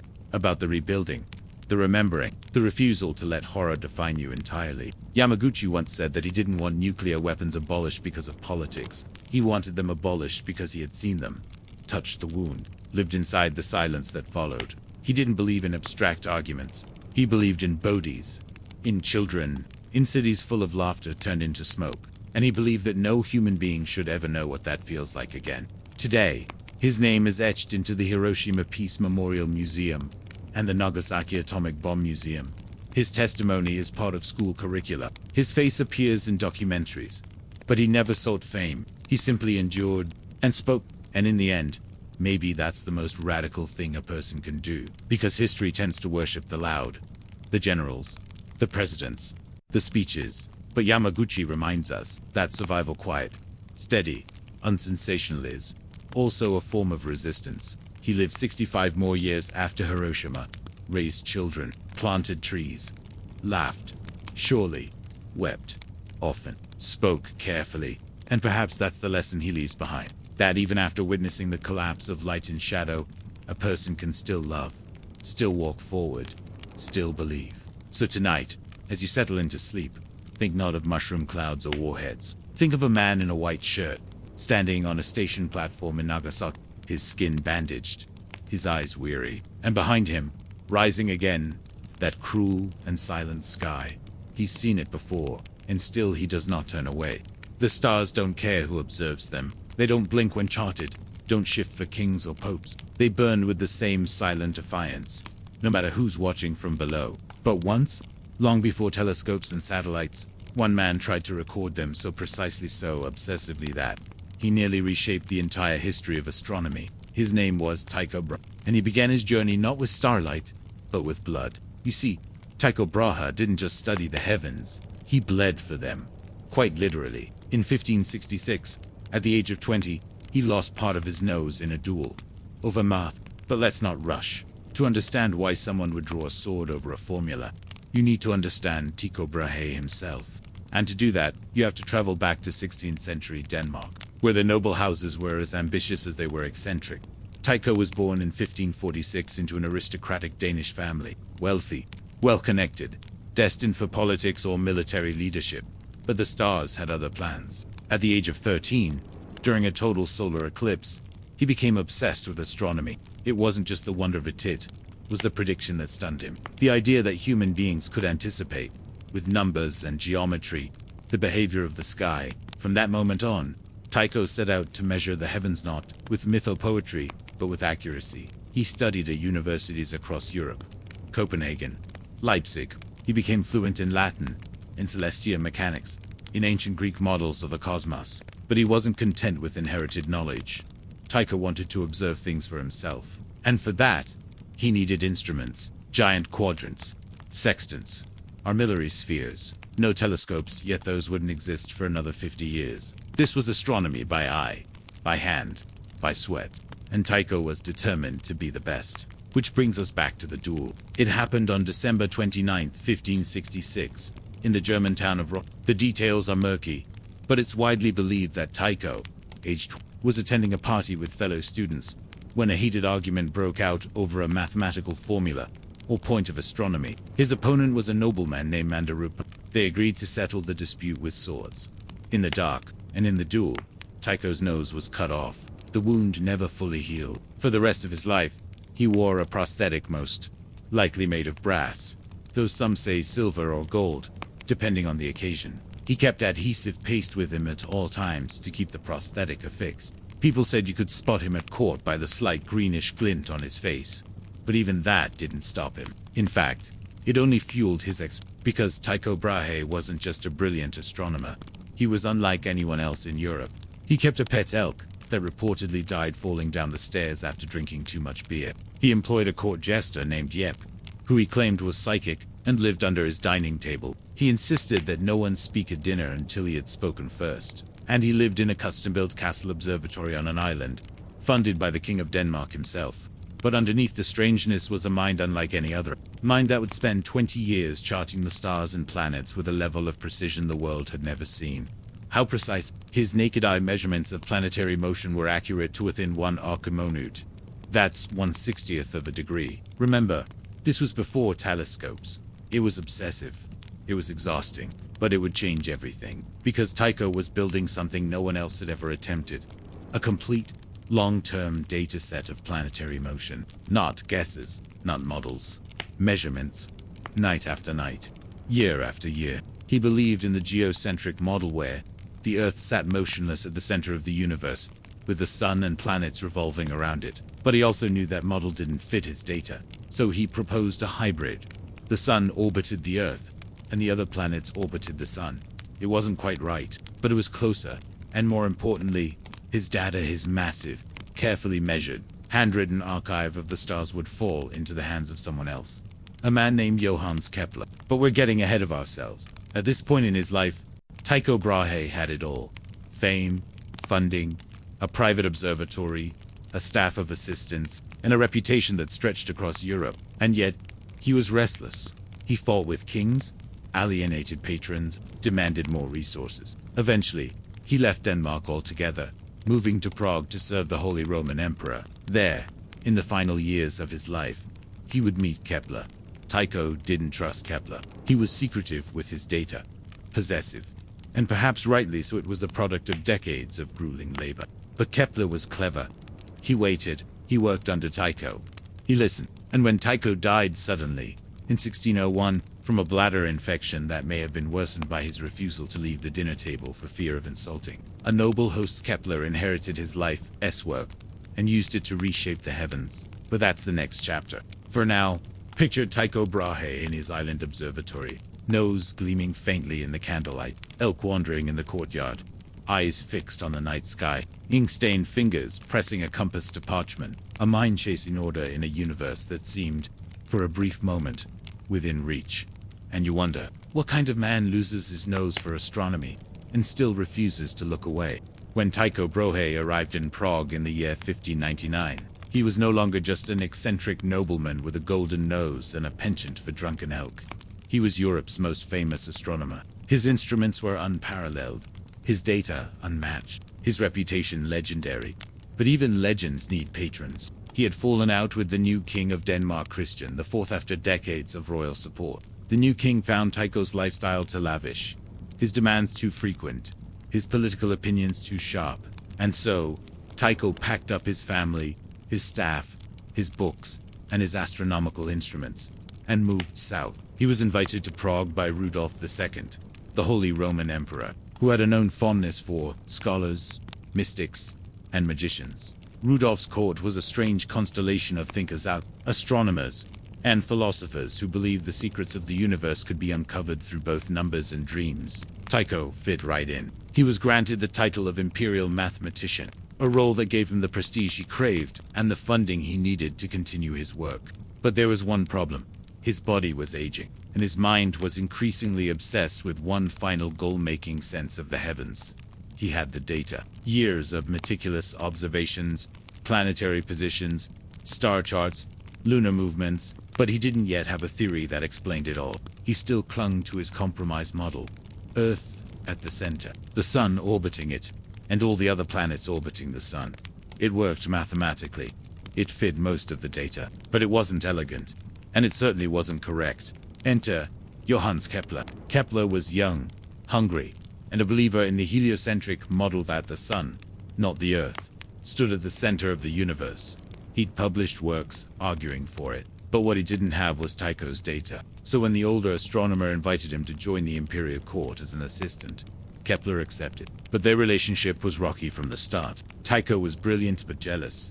He guarded his work. He saw Kepler as a potential rival. Kepler, for his part, was idealistic and impassioned, desperate to get his hands on the numbers he believed would finally prove Copernicus right. They circled each other like wary planets. Tycho assigned Kepler to work on Mars, the most difficult planet in the sky. Its retrograde motion, where it sometimes appears to move backward, had puzzled astronomers for centuries. Tycho believed that if Kepler could fit Mars into his geo-heliocentric model, he could save it. Kepler tried, but the numbers didn't line up. Not perfectly, and perfection mattered. Tycho's data was so precise that even a half-degree error couldn't be ignored. Kepler wrestled with the problem, spent months calculating, tried circles, spirals, nothing fit. And then, slowly, a realization began to dawn. What if the planets didn't move in circles at all? That idea so simple, so radical would become the foundation of modern astronomy. But it hadn't quite arrived yet, because in the autumn of there are many theories. A ruptured bladder, a kidney infection, even mercury poisoning. The legend says he was attending a royal banquet, refused to leave the table to relieve himself, and suffered internal damage. Whether that's true or not, he became gravely ill. On his deathbed, he turned to Kepler and said, "Let me not seem to have lived in vain." That was the moment, the handing over of the cosmos. Kepler inherited Tycho's observations, his staff, and his unfinished theories. And from that moment on, he worked obsessively to do what Tycho could not: turn 20 years of measurements into a unified understanding of planetary motion. It didn't happen overnight. Kepler would spend the next few years combing through Tycho's Mars data. He recalculated orbital paths again and again. And then, finally, he broke through. Planets did not move in perfect circles. They moved in ellipses. That insight, drawn directly from Tycho's measurements, would become the first law of planetary motion. Soon after came the second and third laws, which explained how planets sweep equal areas in equal time, and how their speed relates to their distance from the sun. The entire architecture of the solar system shifted. And yet, Tycho Brahe's fingerprints were still etched into every equation, every orbit. Without Tycho's tireless, obsessive data collection, Kepler would have had nothing to work with. And without Kepler's mathematical genius, Tycho's numbers might have remained just that. Numbers. They needed each other. And so, in a strange way, the man with the metal nose who believed in Earth's immobility ended up laying the foundation for the very model he rejected. There's something poetic in that, because history rarely unfolds cleanly. Discoveries are not lightning bolts. They are chains links forged by eccentric lives, unexpected rivalries, strange feuds, and yes, sometimes, duels over math. So picture it again. Tycho Brahe, pacing the observatory on H-Ven, nose gleaming in the candlelight. Jupiter overhead, dozens of assistants checking measurements, adjusting instruments, jotting down oxycans in ink. He believed he was building a cosmic map to prove the Earth stood still. Instead, he gave the world the tools to prove it moves. The stars do not rush. Neither did Tycho Brahe. For 2 decades, he tracked their slow, steady paths across the heavens mark by mark, night after night, season by season. He died without knowing what his numbers would reveal. But in the hands of Johannes Kepler, Tycho's legacy became something greater than even he imagined. Because after Tycho's death in 1601, Kepler finally had full access to his mountain of observational data. What Tycho had measured, with extraordinary precision, and without a telescope, was the movement of the planets, especially Mars, the Red Wanderer, whose erratic path had defied astronomers for centuries. Tycho's data showed just how wrong the old models were, and with that information, Kepler began to rewrite the laws of the universe. Let's take a moment to appreciate just how astonishing this was. Until this point, the dominant cosmological systems relied on circles, perfect, divine circles. Even Copernicus, who had dared to place the sun at the center, still imagined planets spinning around it in circles, aided by tiny secondary circles called epicycles, to account for their wobbles and retrograde motion. But Tycho's numbers told a different story. They revealed tiny irregularities, consistent, measurable deviations that no circle could account for. Kepler tried everything to make the data fit. He experimented with dozens of geometric shapes. At one point, he believed planetary distances might follow the structure of Platonic solid, the 5 perfect 3-dimensional shapes known since antiquity. He calculated obsessively, always with Tycho's Mars data as his benchmark. And then he stopped trying to force the heavens into a perfect mold. He allowed for imperfection, ellipses. That simple breakthrough became Kepler's first law of planetary motion. Planets orbit the sun in ellipses, with the sun at one focus. It was elegant, accurate, and revolutionary. With the first law came the second. A planet sweeps out equal areas in equal times, meaning it moves faster when closer to the sun and slower when farther away.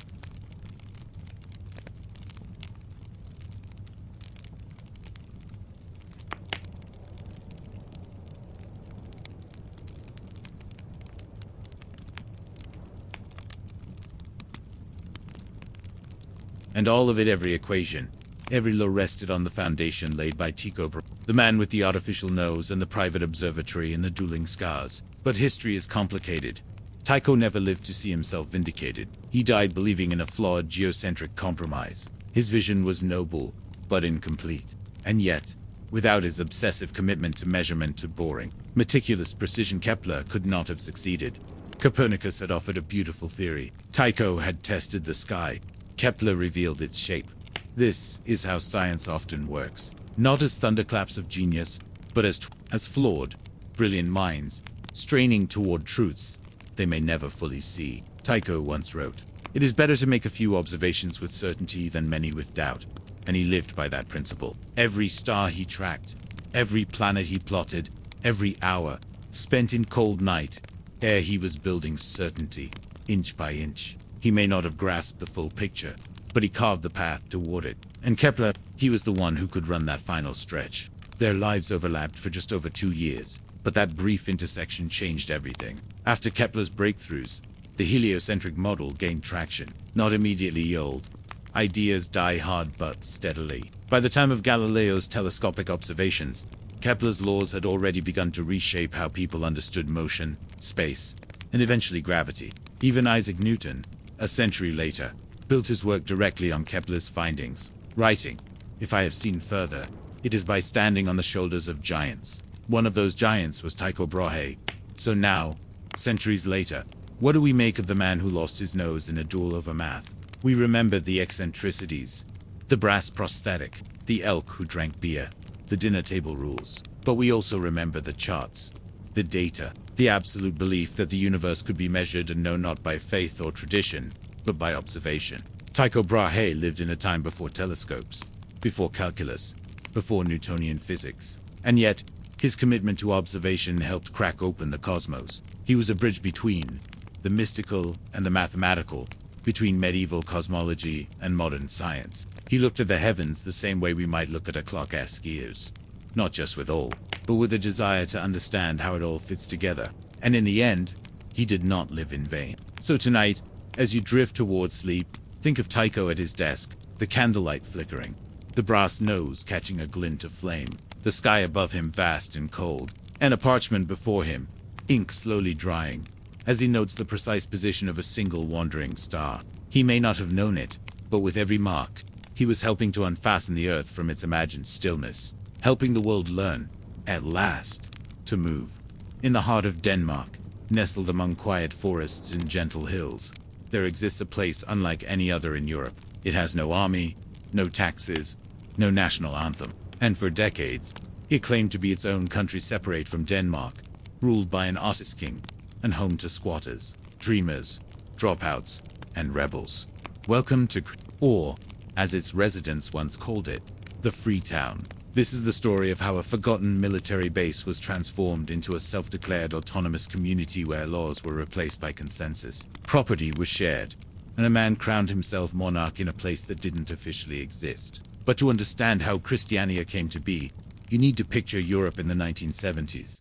The post-war boom was slowing, cities were growing crowded, and in many places, especially among young people, there was a growing frustration with capitalism, conformity, and the state.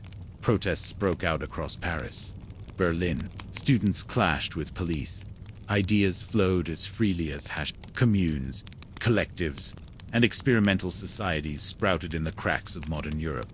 And in Copenhagen, one such crack was a place called Bedtime Barracks, an old military installation abandoned for years. The Danish government didn't know what to do with it. It sat idle, overgrown, forgotten, until one day in 1971, a group of squatters broke through the fence. They weren't just looking for shelter, they were looking for space to imagine something different. They painted murals on the walls, planted vegetables in the courtyards, built tree houses and collective kitchens. Slowly, they were joined by artists, musicians, anarchists, and misfits. People came not just to live, but to live differently, without rent, without hierarchy, without many of the rules that defined life outside the gates. They named the place Fristedin. Denmark didn't formally recognize it, but they didn't evict the residents either. For years, Christiania existed in a strange limbo, part tolerated experiment, part legal headache, part living protest. And at the center of it all was a man named Leif the King Carlson. Leif wasn't born a king. He wasn't even elected. He simply declared himself monarch of Christiania, ceremonial role. half in jest, half in sincerity. He was often seen walking barefoot through the community, carrying a staff, draped in robes made of curtains. He called himself King of the Hippies. But unlike other monarchs, he held no real power. He was more like a living symbol, a walking reminder that Christiania wasn't bound by the world as usual rules. And people accepted him, because in Christiania, authority came from participation, not inheritance. There were no landlords, no formal police. Decisions were made by consensus, often during long communal meetings. If someone disagreed, discussion continued, sometimes for hours, days, weeks. It was slow, messy, frustrating, but it was also radically democratic. Christiania became famous, quickly first across Denmark, then throughout Europe. Tourists came by the busload. Journalists wrote stories. Filmmakers arrived. Musicians played in candlelit halls. The town gained a reputation as a utopia, or a curiosity, or a problem depending on who you ask. And yet, through it all, Christiania survived. It created its own rules, its own culture, even its own currency, accepted only inside the gates. Residents built their own homes, some of them architectural marvels of recycled wood and found glass. Art was everywhere. Sculptures, graffiti, mosaics, poetry nailed to trees. And while the world outside Christiania raced forward with digital clocks and deadlines, life inside ambled to a different rhythm. You might pass a man building a windmill from bicycle parts, or a couple playing flute and cello in the street, or a woman selling bread from a solar-powered cart. There were problems, of course. Drug use was widespread. Crime existed. Disputes sometimes turned violent. And relations with the Danish government were always tense. The police raided often. Debates about legalization, eviction, and regulation became frequent. Some called Christiania a haven for criminals. Others, a necessary experiment in freedom. But for many who lived there, it was home. Not perfect, not easy, but honest. And perhaps that's why it endured, because Christiania was never meant to be a model. It wasn't trying to prove anything to the outside world. It was simply doing something different, living a question instead of answering it. So how does a town sell itself to a hermit king? Well, it doesn't. Not in any formal way. But in Christiania, things didn't happen formally. Over time, the Danish government pushed harder to regain control. They proposed zoning laws, demanded property rights. Eventually, after years of negotiation, protest, and compromise, Christiania agreed reluctantly to purchase the land it stood on. But it wasn't just a sale. It was a paradox. An anti-establishment town, buying its own freedom from the very system it had rejected. And the king, Leif Carlson, died in 1996. His robes were folded, his walking stick placed beside him. A mural now honors him in the center of Christiania, a barefoot man with a crown made of feathers, watching over a place that once crowned him king, not because they believed in monarchy, but because they believed in symbols. Today, Christiania still exists. Its gates are still open. Its murals still bright. Its laws still written by hand and vote. It is no longer outside of Denmark's legal framework, but it is still, in spirit, an island of possibility. And if you visit, walk slow, breathe deep, you may hear echoes of old meetings in the courtyards. You may smell wood smoke and paint and bread. You may even feel, for a moment, what it means to imagine a life unruled. Because some towns are born on maps, others are built on ideas. Christiania had always lived on a knife's edge between dream and disruption, between counterculture and confrontation. It was never designed to last, and yet it endured. Through politics, pressure, and shifting public opinion, the free town stayed alive, not because it was protected, but because it refused to vanish. But by the early 2000s, the pressure began to mount. The Danish government, never fully comfortable with the legal ambiguity of Christianity, decided it was time to normalize the area. That meant zoning laws, property ownership, taxes, and most of all, control. To outsiders, this seemed inevitable. Christiania was, after all, a large swath of public land in Copenhagen's growing capital region. Developers watched hungrily, politicians talked about cleaning up the area, and the rhetoric shifted. What was once a quirky social experiment began to be framed as a legal and financial liability. To those inside the community, it felt like the beginning of the end. The heart of Christiania was always its common ownership. No one owned the houses. No one sold or bought land. When you moved in, you were given a space by communal agreement. When you left it behind. You didn't sell it. You didn't profit from it. You passed it on. It was this principle, the rejection of private property, that most infuriated the outside world. It wasn't just radical, it was But Christiania had a defense. People, for decades, its residents had fought back, not with weapons, but with community organizing, press coverage, and legal resistance. And now, faced with the possibility of eviction, they took a different tack. They decided to do the most un-Christiania thing imaginable. They decided to buy their town. It sounds contradictory, but for many inside the community, it was the only way to survive. So in 2011, after years of negotiations, Christiania's residents agreed to purchase the land they lived on from the Danish government. It wasn't a straightforward sale. The structure was unique. Residents formed a foundation, collectively owned, which would hold the deed. No individual would own any property. The land would be protected from private development, speculation, or resale. The price was 76 million Danish kroner, about $13 million. For a town that had rejected money, that was a staggering sum. So they began raising it slowly, creatively, through fundraisers, concerts, donations from around the world. Artists donated work. Musicians played benefit gigs. Tourists bought t-shirts that read "Christiania is not for sale, but it has to be bought." It took years, but they did it. And in that act, the act of buying the very freedom they had always declared, untouchable Christiania revealed something profound. Even ideals must adapt or disappear. This wasn't a betrayal. It was evil. The people of Christiania didn't give up their dream. They restructured it. They found a way to keep their way of life, even if it meant negotiating with the very system they'd once rejected outright. And this is what makes Christiania so much more than a hippie commune or cultural curiosity. It is resilient. It has survived not because it was radical, but because it was flexible. Because it understood that sometimes, to protect a dream, you must be willing to translate it into the language of the world around you. And yet Christiania is still strange. You walk through its streets and it still feels like a lucid dream. Hand-painted signs, whimsical houses, dogs sleeping in the sun, murals of peace and protest blending into each other. There are open-air, handmade bicycles, children's swings tied to trees. On a good day, it feels like a festival that never ended. On a bad day, like a town that forgot where the border was between freedom and dysfunction. And always, there's the memory of the king, Leif Carlson, who wandered barefoot through the mud, declaring himself monarch of a nation that didn't exist. His image, playful, kind-eyed, a little mad, still hangs in the town square. Not as a figure of power, but of possibility. He ruled nothing, but he reminded everyone that something else could be ruled. Something soft, stranger, smaller. A place where you don't buy your home, where you don't call the police, where you build your house with your own hands, where government is a conversation, not a command.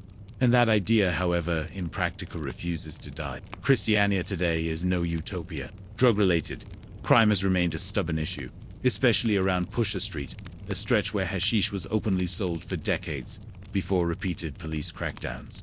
Disagreements still flare among residents. Not everyone likes the way the community has changed.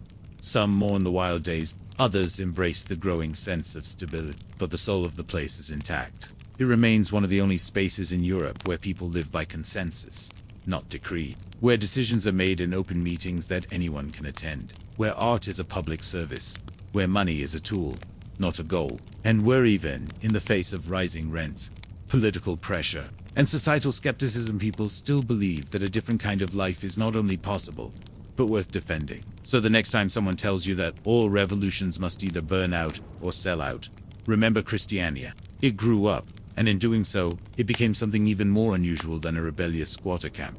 It became a functioning society that values freedom more than efficiency, community more than convenience, and dignity more than profit. Not bad for a town that once crowned a hermit king with no throne and no crown. Christiania has always been a contradiction, a utopia with a zoning board, a commune that filed paperwork, a protest that learned to manage property tax. But these contradictions aren't signs of failure, they're signs of survival. Because unlike so many idealistic experiments of the 20th century, Christiania didn't collapse under its own weight.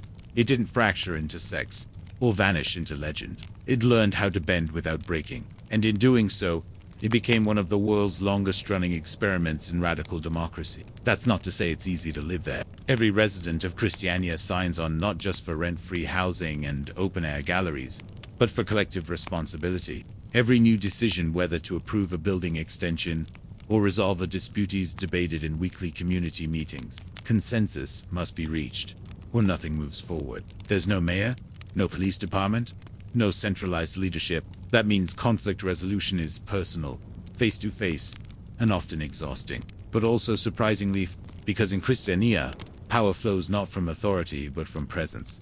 If you care about something, you show up, you speak, you listen, you stay until a decision is reached. That model isn't fast, but it is human. And humanity has always been the center of Christianity. Its loaves called Christiania Lofa, painted on wooden signs at the entrance gates. They're short, poetic, less like statutes, more like reminders. No hard drugs, no weapons, be good to one another, no private cards. It's a kind of law that doesn't punish, but suggests, that doesn't control, but encourages. And while it's far from perfect in execution, it's unusually sincere. Even as the world outside, Christiania digitized and monetized and streamlined, Christiania held on to something slower, something tactile, something handmade. Here, the mailbox is a painted box nailed to a tree. Here, houses are built from reclaimed wood and bicycle pods. Here, a community newspaper is still typed by hand. And here, Leif the King is remembered not for his authority, because when Leif Carlson declared himself King of Christiania in the 1970s, he wasn't trying to rule, he was trying to remind that every kingdom begins in the imagination. That power is only real if people believe in it. And that in Christiania, belief was never placed in thrones or laws, but in the shared act of choosing a different life. He walked barefoot, even in snow.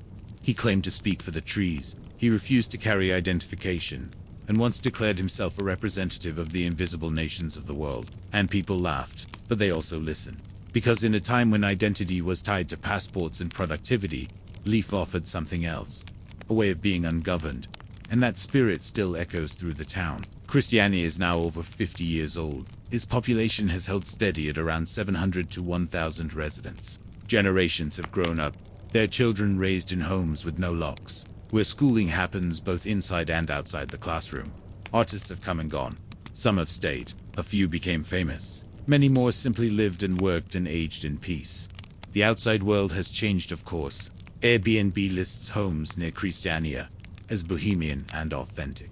Instagram influencers snap photos in front of murals they don't understand. Police occasionally patrol the streets in quiet vans, especially around Pusher Street, where the sale of cannabis, technically illegal, has long been tolerated and contested. But Christiania remains. Not as a perfect society, not as a political victory, but as a quiet defiance, a refusal to surrender the idea that people, when left to themselves, might choose kindness over control, art over profit, conversation over command. It's easy to mock such ideas, but harder to live them. And yet, every resident of Christiania wakes up and tries. They patch their homes with found wood. They vote on community concerns in candlelit halls. They walk past the mural of King Leif and smile. They remind each other that they're still here, not because someone allowed them to be, but because they chose to be. So what did it mean, really, when the town sold itself? It meant that Christiania grew up without giving up, that it learned the language of property and law, not to conform, but to protect what it had built, to keep the gates open, to ensure that children could still grow up barefoot among murals and gardens. It meant that dreams, when defended long enough, sometimes have to sign contracts to survive. But the paper doesn't kill the dream. The dream adjusts its footing and keeps walking. And that, perhaps, is the real legacy of not that it broke the rules, but that it learned how to bend them just enough to stay standing. So if you ever find yourself in Copenhagen, step through Christiania's handmade archway. Walk slowly. Watch the murals shift in the fading light. Listen for laughter, or a flute, or an old story being told under a tree. And if you look closely, you might see him, the king with no throne, still barefoot, still smiling, and still, somehow, quietly reigning. Imagine this. You're standing in line at a government office, waiting to pay your taxes, not on property, or income, or even to boot on your beard. Yes, your facial hair. The clerk, wearing a stiff collar and a stern expression, asks to examine your face. He leans in, squints, measures the length of your whiskers with a tiny ruler. Then he reaches under the desk and stamps a receipt. Paid full beard. 3 kopecks. This isn't satire. This is history. Welcome to the world of beard taxation, a policy so strange, so oddly personal, that it could only have emerged in the mind of an emperor trying to drag his country into modernity by sheer force of will. That emperor, Peter the Great of Russia. And what he hated most, more than inefficiency, more than rebellion, was beards. Let's rewind to the year 1697. Peter is 25 years old, and he's already but instead of holding court in Moscow, he's traveling through Europe incognito on what he calls the Grand Embassy, a long, disguised diplomatic journey meant to expose him to Western ideas, technologies, and fashions. He visits shipyards in the Netherlands, palaces in Austria, workshops in England. He meets kings, engineers, merchants, and what strikes him most obsessively is how clean-shaven everyone is. In England and France, noblemen have smooth faces. In the Dutch Republic, tradesmen trim their mustaches. Only in the deepest corners of Eastern Europe and Asia do long, bushy beards still reign. Peter looks in the mirror and sees Russia's reflection. Traditional, bearded, slow to modernize. He makes a decision. Russia, he decides, must change fast. No more flowing robes. No more orthodox beards.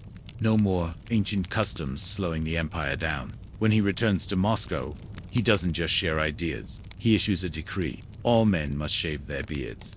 Not just courtiers, not just noblemen. All men, clergy are eventually exempted, but merchants, soldiers, peasants, everyone else is expected to scrape their chins clean. And if they refuse, they must pay a tax. In 1698, Peter officially institutes the beard tax. The rules are strange but clear. If you are a nobleman and you want to keep your beard, you must pay a fee and carry a small copper token as proof. The token is stamped with the image of a beard and the words, "The beard is a superfluous burden." If you're caught bearded without a token, you're shaved on the spot. Publicly, the fees vary by social class. Nobles and merchants pay more, peasants pay less, but no one escaped scrutiny. And thus begins one of the most peculiar episodes in Russia's long march toward westernization. It wasn't just about facial hair. Peter's beard tax was part of a much broader campaign, a full-blown cultural revolution designed to drag Russia into the modern world. Whether it liked it or not, he introduced Western clothing, banning traditional kaftans in favor of European coats and breeches. He reformed the calendar, moving Russia from the Byzantine year-counting system to the Julian calendar used in the West. He built a navy, modernized the army, and demanded nobles learn foreign languages. And the beard, it was just the most visible sign of resistance. To Peter, shaving meant progress. Beards, with their orthodox associations and Slavic symbolism, meant stagnation.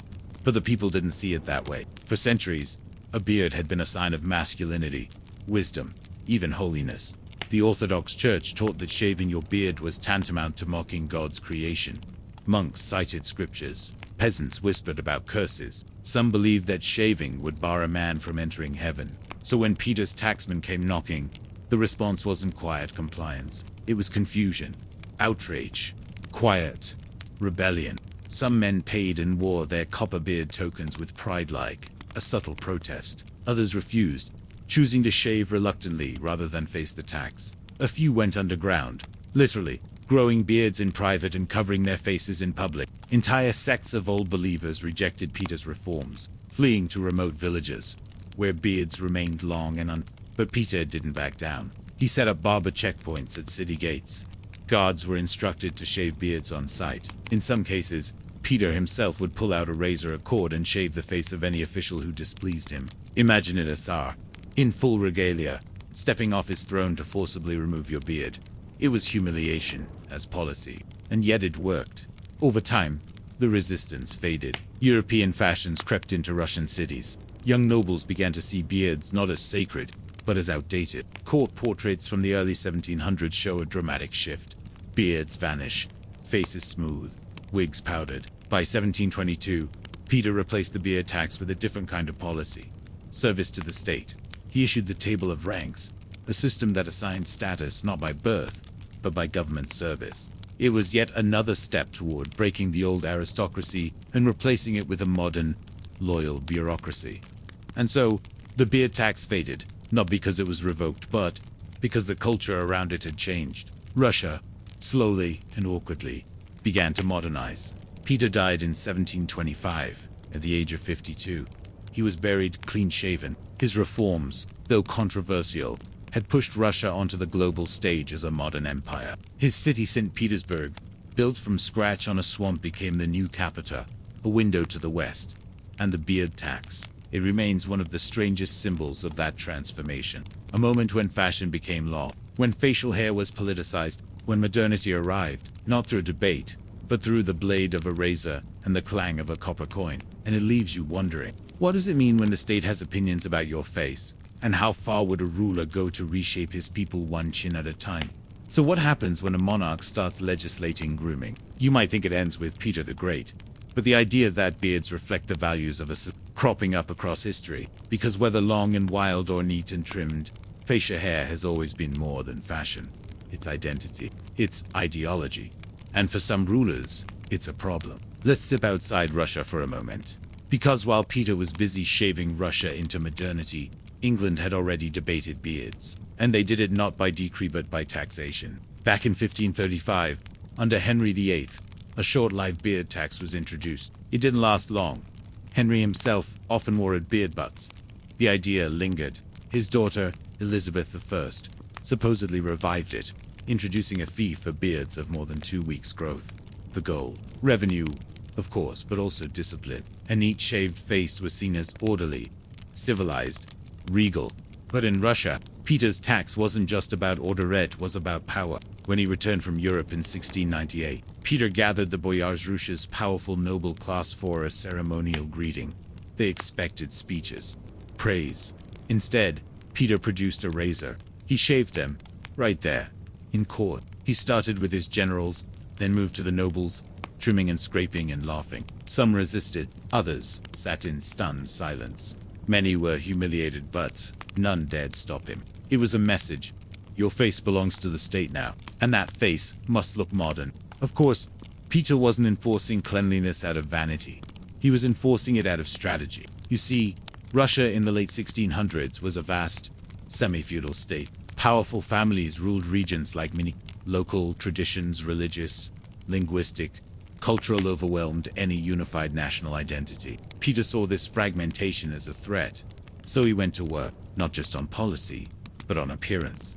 He rewrote clothing codes, mandated the wearing of Western coats and trousers. He restructured the calendar, celebrating New Year's on January 1st instead of September 3rd. He introduced Western-style dancing at court, banned arranged marriages among the nobility, encouraged women to socialize publicly, previously taboo in elite Russian circles. All of this was part of the same project: transform the people by transforming what they looked like.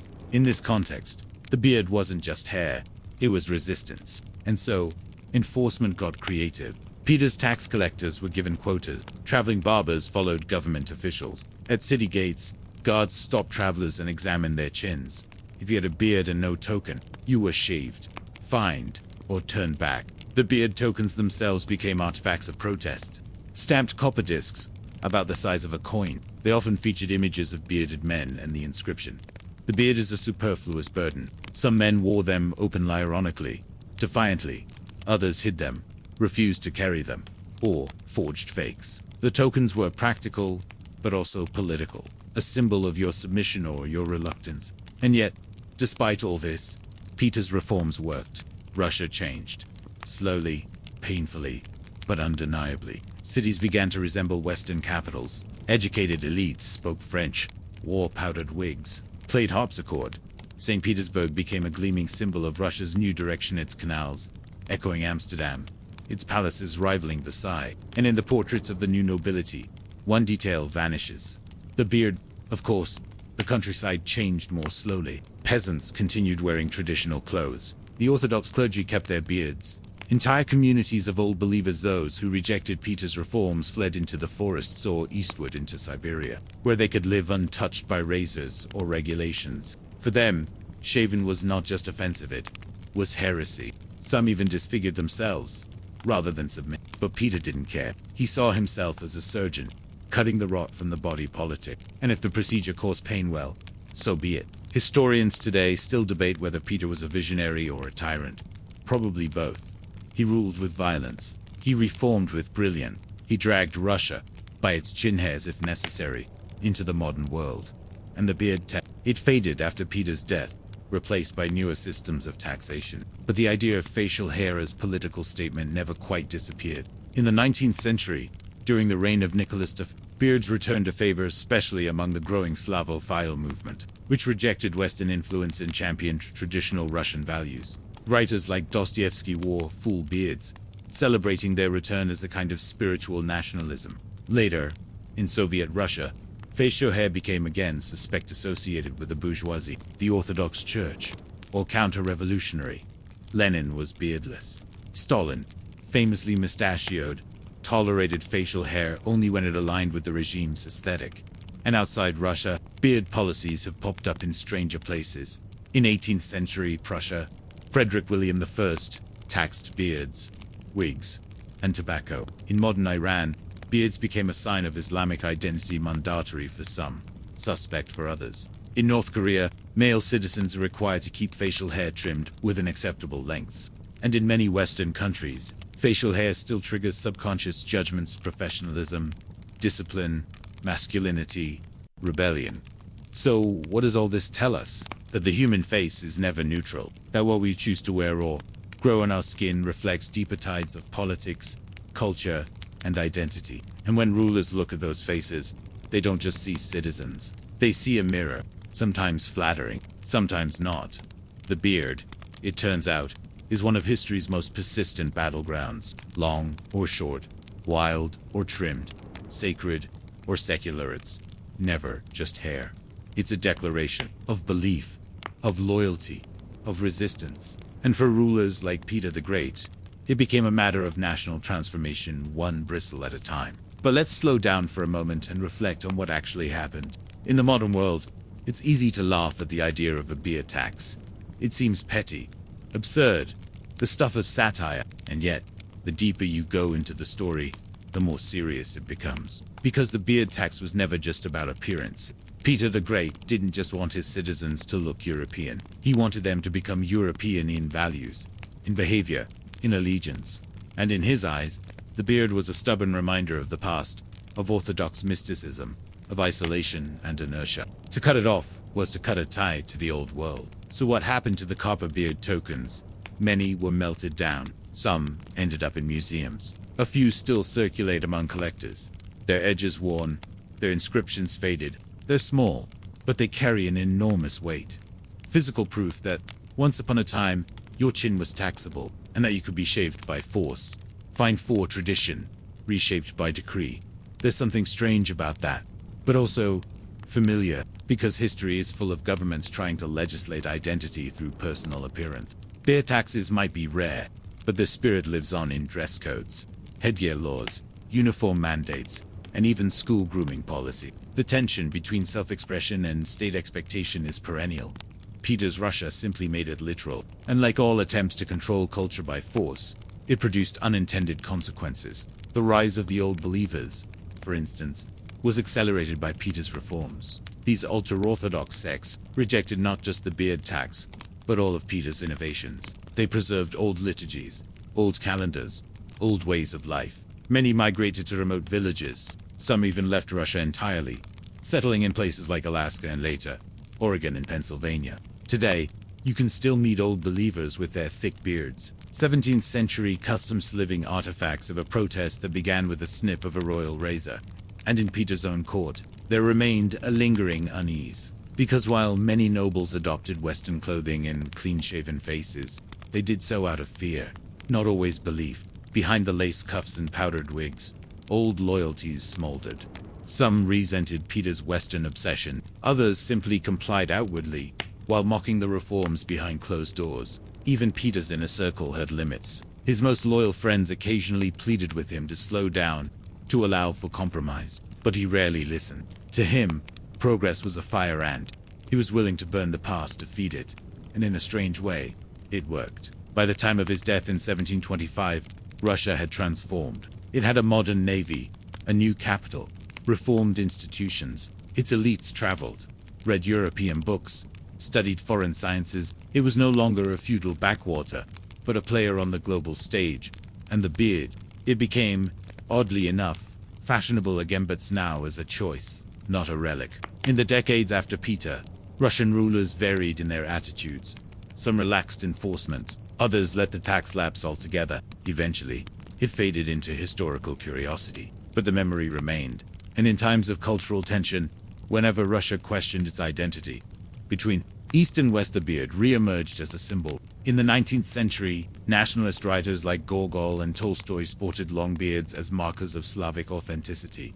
In the 20th century, under the Soviets, beards became rare, again less taxed, but more ideologically suspicious. Revolutionary identity demanded uniformity, and beards were often too eccentric, too individualistic. Yet, always, the beard returned. Because history doesn't move in straight lines. It spirals. It revisits its own questions. And one of those questions is this: how much of your body belongs to you? Your hair, your clothes, your language, your rituals. And when the state says, you must shave, you must dress this way, you must fit this mold, what do? Some comply. Some rebel. Some find quiet ways to preserve themselves. And some, like Peter's subjects, carry little copper tokens in their pakutsa, daily reminder that freedom is sometimes measured, not in grand declarations, but in the tiny choices we make about how we live and how we appear. So tonight, as you drift to sleep, imagine a quiet street in St. Petersburg in the early 1700s. A man walks toward a checkpoint, his coat stiff with frost. He strokes his beard, a gesture of habitant, fingers the copper token in his pocket. The guards stepped forward. He nods, hands them the coin. They glance at it, then at his face, then wave him through. He continues on his way, silent upright, his beard just a little longer than it was the day before. And in that gesture, in that inch of hair, lies a whole story of power, resistance, and the strange things rulers try to tax. It was the middle of the Antarctic night. The sun hadn't risen for weeks. Outside, temperatures plunged below -40 degrees Celsius. The nearest hospital was over 1,000 miles away. Radios crackled uselessly through heavy snow static. Evacuation, impossible. The ice was too thick. The planes couldn't land. And in the small Russian research station, silence hung like frost on the windows. Inside, a man stood before a table, holding a scalpel. The patient was already unconscious, administered ether moments earlier. The doctor took a deep breath, and then, with one hand guiding the blade, and the other holding a mirror, he began cutting into his own abdomen.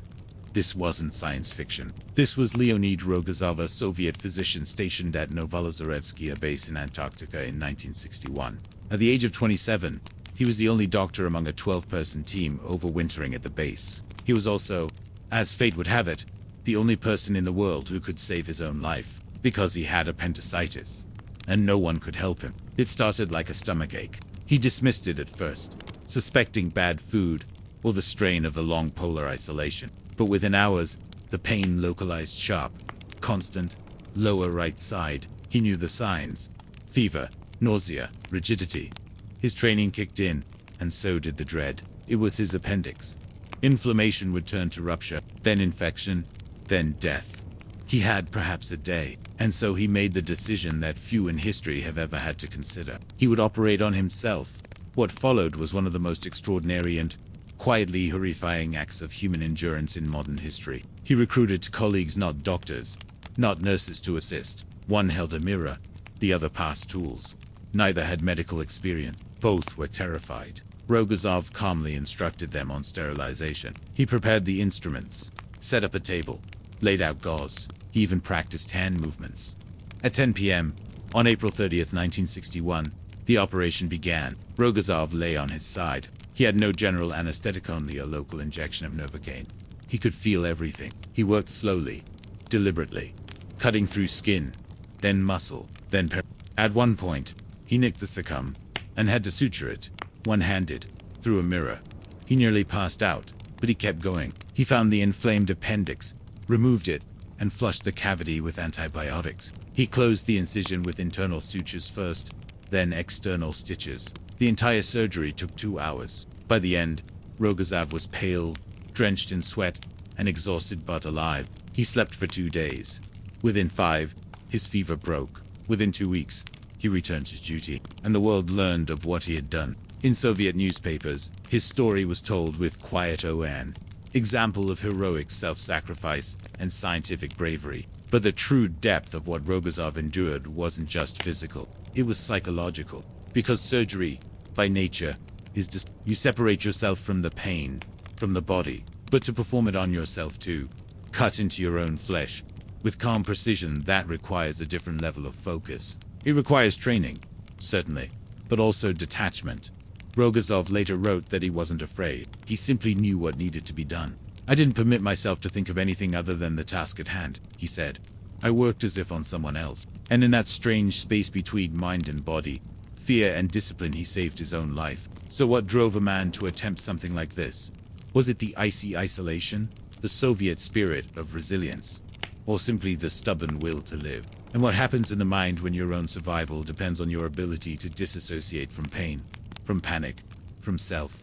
The human mind is an instrument of astonishing precision when it needs to be, and in Leonid Rogozov's case, it became his scalpel's most vital partner. After the operation, the room was silent, except for the faint hissing of the heater. Rogozov lay there, arm limp, abdomen stitched, and eyes fluttering with exhaustion, not from the blood loss, but from the effort of mentally dividing himself in two. One part had been the surgeon, the other, the patient.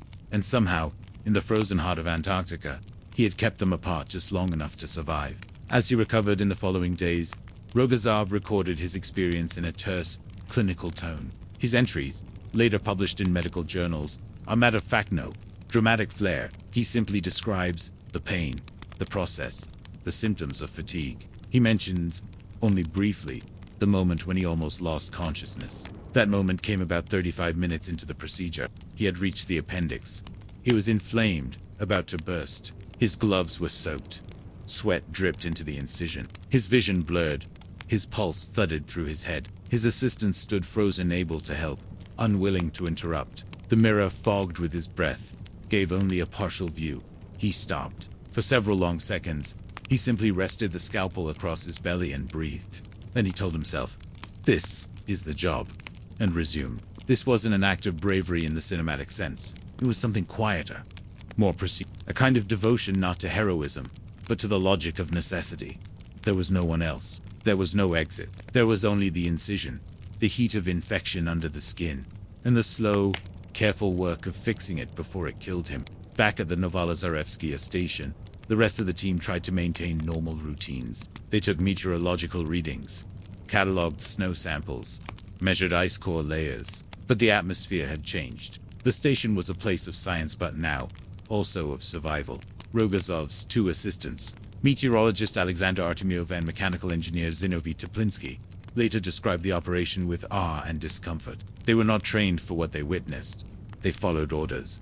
They handed tools. They held the mirror with trembling hands. They tried not to panic when Rogozov grimaced or paused too long. But they also knew no one could stop him. He was saving himself with the same clinical focus he'd once used to treat others. After the surgery, Rogozov made a slow but steady recovery. He reduced his own antibiotics, monitored his wound, removed his own stitches, and within 2 weeks, he resumed his regular duties, checking lung function in the team, updating case reports, even assisting with minor frostbite injuries. By June, he was fully functional, and in August, when the long winter broke and the skies allowed for transport again, he returned home to the Soviet Union, not as a man who had merely survived, but as a symbol. His story reached Moscow. It was celebrated in medical journals and party newspapers alike. He was awarded the Order of the Red Banner of Labor, one of the USSR's highest civilian honors. His portrait was printed in newspapers. He became a quiet hero of science and perseverance. But Rogozov never sought fame. He returned to work at the Leningrad Institute for Research in Tuberculosis. He published medical studies. He taught students. And for decades, he spoke very little about what happened on the ice. It wasn't until years later, after the fall of the Soviet Union, that his son Vladislav Rogozov, himself a physician, began piecing together his father's story in delucing journals, recollections, and official reports. He discovered, for example, that his father had trained himself in self-surgery protocols during his medical studies, not out of expectation, but curiosity. He had once performed minor procedures on himself to study healing time. It wasn't bravado. That curiosity saved his life. The world learned about Rogozov just as the Cold War deepened. His story was often wrapped in Soviet pride, the solitary man triumphing over nature, mind over matter. But the true power of his story isn't patriotic, it's personal. Because he wasn't trying to prove a point. He wasn't building ideology. He wasn't even being brave. He was just doing what needed to be done. And in that quiet practicality, administering his own anesthetic, washing his own tools, cutting through his own muscle, he taught the world a rare lesson. That survival is not always dramatic. Sometimes it's just steady hands, good preparation, and the refusal to panic when the only person who can save you is you. As we consider Rogozov's legacy today, we might also ask, what conditions create a person capable of something like this? Is it training, temperament, a clarity born from isolation, or something depura, kind of resolve that most of us only discover at the edges of what we think is possible? When Leonid Rogozov returned to Russia after his Antarctic ordeal, he didn't seek accolade. He slipped quietly back into his duties, first as a clinician, then a teacher, and eventually as a quiet figure of folklore in the Soviet medical community. Yet his story lingered, whispered among doctors and polar researchers, passed from student to student as a kind of medical myth. But it was no myth. In an era before the internet, before viral stories and global media spin, Rogozov's self-surgery traveled the world the old-fashioned way, through careful reports, translated newspaper articles, and journal citations. Western doctors studied his case in astonishment. Was this replicable? Could anyone else do such a thing? And more importantly, should anyone ever be asked to? For years, his operation remained a rare, almost singular example in medical history. Even among field surgeons, the feat bordered on impossible knots, just because of the technical demands, but because of the mental compartmentalization required. But Rogozov wasn't trying to set a precedent. He was simply trying to stay alive. And perhaps that's what makes his act so compelling, not its spectacle, but its restraint. There was no television crew, no cheering onlookers, just a quiet room, a mirror, two untrained assistants, and one man's refusal to die on someone else's schedule. We often imagined courage as loud, dramatic, even cinematic. But Rogozov's courage was silent, surgical. It arrived not in a burst of emotion, but in a sequence of controlled decisions. Sterilize the tools. Administer Novocaine, position the lamp. Cut carefully. Don't go too deep. Don't panic. In fact, it was the absence of panic that saved him. As his son Vladislav later wrote, he didn't consider himself a hero. He said he simply had no other choice. But necessity alone doesn't account for success. Plenty of people face death. Very few operate on themselves to avoid it. What set Rogozov apart was the rare combination of clinical detachment and bodily intuition. The ability to treat his own abdomen as if it belonged to someone else, even as the pain told him otherwise. And it's here that his story brushes up against something almost philosophical. Because to cut into yourself and survive, you must become two people, the surgeon and the patient. You must dissociate just enough to maintain precision, but not so much that you lose awareness. You must feel the pain, but not be ruled by it. Most of us spend our lives trying to unify ourselves, mind and body, thought and action. Rogozov had to split himself, on purpose, for 2 hours, and then reintegrate afterward to heal. It's no wonder he was quiet about it for the rest of his life. After the operation, Leonid Rogozov never again had to perform surgery under such extreme conditions, but he became an advocate for remote medical preparedness, helping develop field training for non-doctors stationed in harsh environments. He knew better than anyone that isolation was not just a logistical problem, it was a medical vulnerability. And today, every space mission, every polar expedition, every deep-sea research team carries a shadow of his experience. His story has been used to train astronauts. His methodic combination of improvisation, anatomical awareness, and psychological control is considered a benchmark for what humans can endure in extreme isolation. Yet, he remained humble. He continued treating patients well into the 1990s. He passed away in 2000, at the age of 66, from lung cancer. On his gravestone in St. Petersburg, there's no grand monument, just his name, his title, and a quiet nod to the operation that made him famous. But for those who know the story, that simple name carries weight. Because Leonid Rogozov didn't just perform a surgery. He showed us something about the limits of the body and the flexibility of the human will. And in doing so, he raised a question that lingers in the quiet hours. If you were alone, if help would never arrive, if your survival depended on your own hands, could you do what he did? Would your mind obey? Would your body endure? Or would you, like most of us, hesitate, waiting for rescue that would never come? In the frozen silence of Antarctica, one man answered that question. and stitched himself back together. You're walking through a quiet suburb of Nevada in the early 1980s. The lawns are trimmed, the mailboxes squeak, and every driveway looks more or less like the next except for one. This one has a hand-painted sign stuck into the grass. It says, Lunar Embassy Headquarters, and inside lives a man named Dennis Hope. He's not a scientist, not an astronaut, not a billionaire. He's a former car salesman, and he claims to own the moon. Not symbolically, not as a joke, literally. Not just the moon either. Dennis Hope claims to own every planet and moon in our solar system. Earth. He has deeds, documents, certificates. He's made millions selling pieces of the moon to other people, parcel by parcel, for about $20 a pop. And if you're wondering how this could possibly be legal, well, that's exactly what makes the story so strange. It all started in 1980.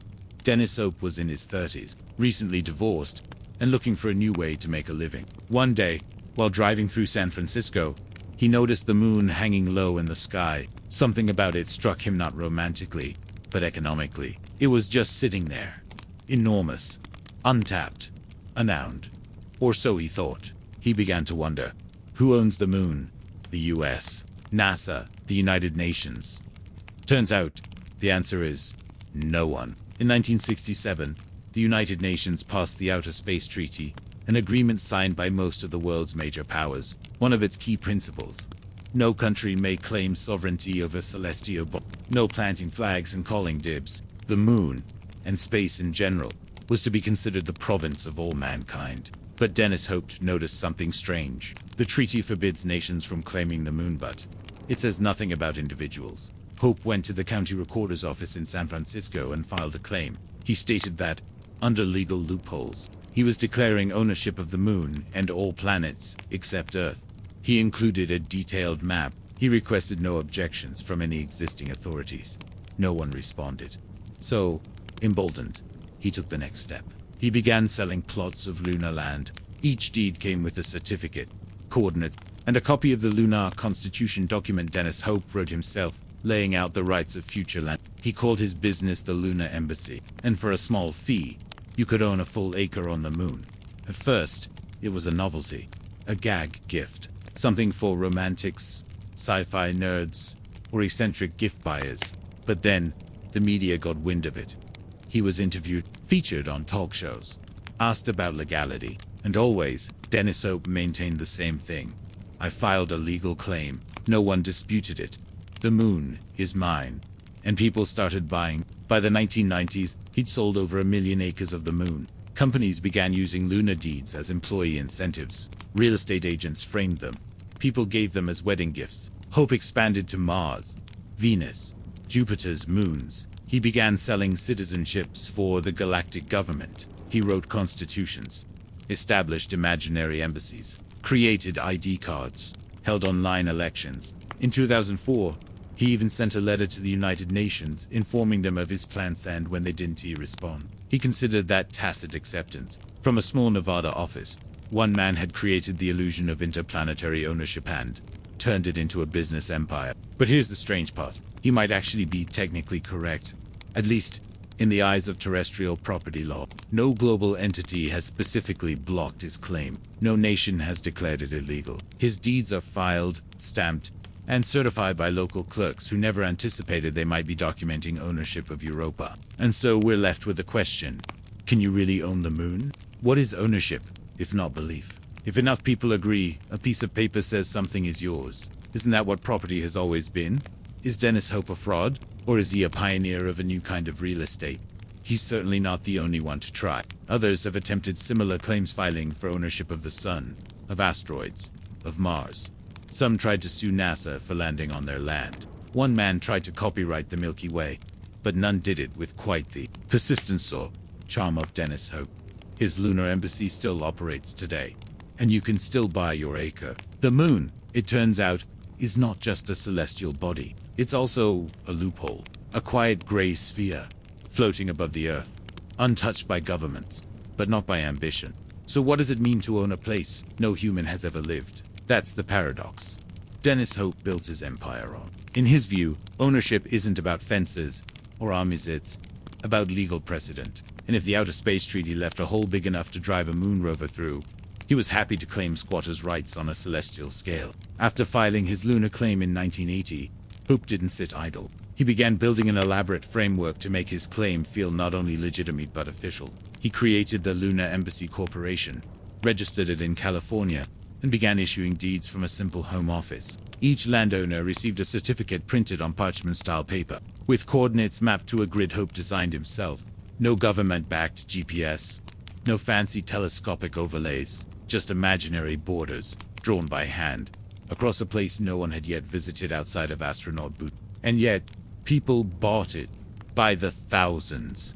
Why? Because humans love symbolic ownership. We buy stars, name asteroids after loved ones, register novelty plots of land in Scotland to become lords or ladies. The deed isn't always about control. It's about participation, being part of something bigger than ourselves. Hope tapped into that desire perfectly. He made it easy, cheeky, harmless, a gift, a fantasy. And as long as he didn't promise anyone actual lunar development, he stayed within a kind of legal gray zone. It was novelty, realist absurd, but oddly compelling. Soon, celebrities got in on it. He claimed that Tom Hanks, John Travolta, and even former US presidents had bought lunar plots. Corporations ordered bulk certificates as promotional items. Couples bought matching craters. Even a few skeptical journalists who tried to debunk Hope's scheme ended up buying a plot just in case. But behind the novelty was a serious legal debate. Could private individuals own celestial bodies? In the US, property law hinges on several principles: claim, use, improvement, and registration.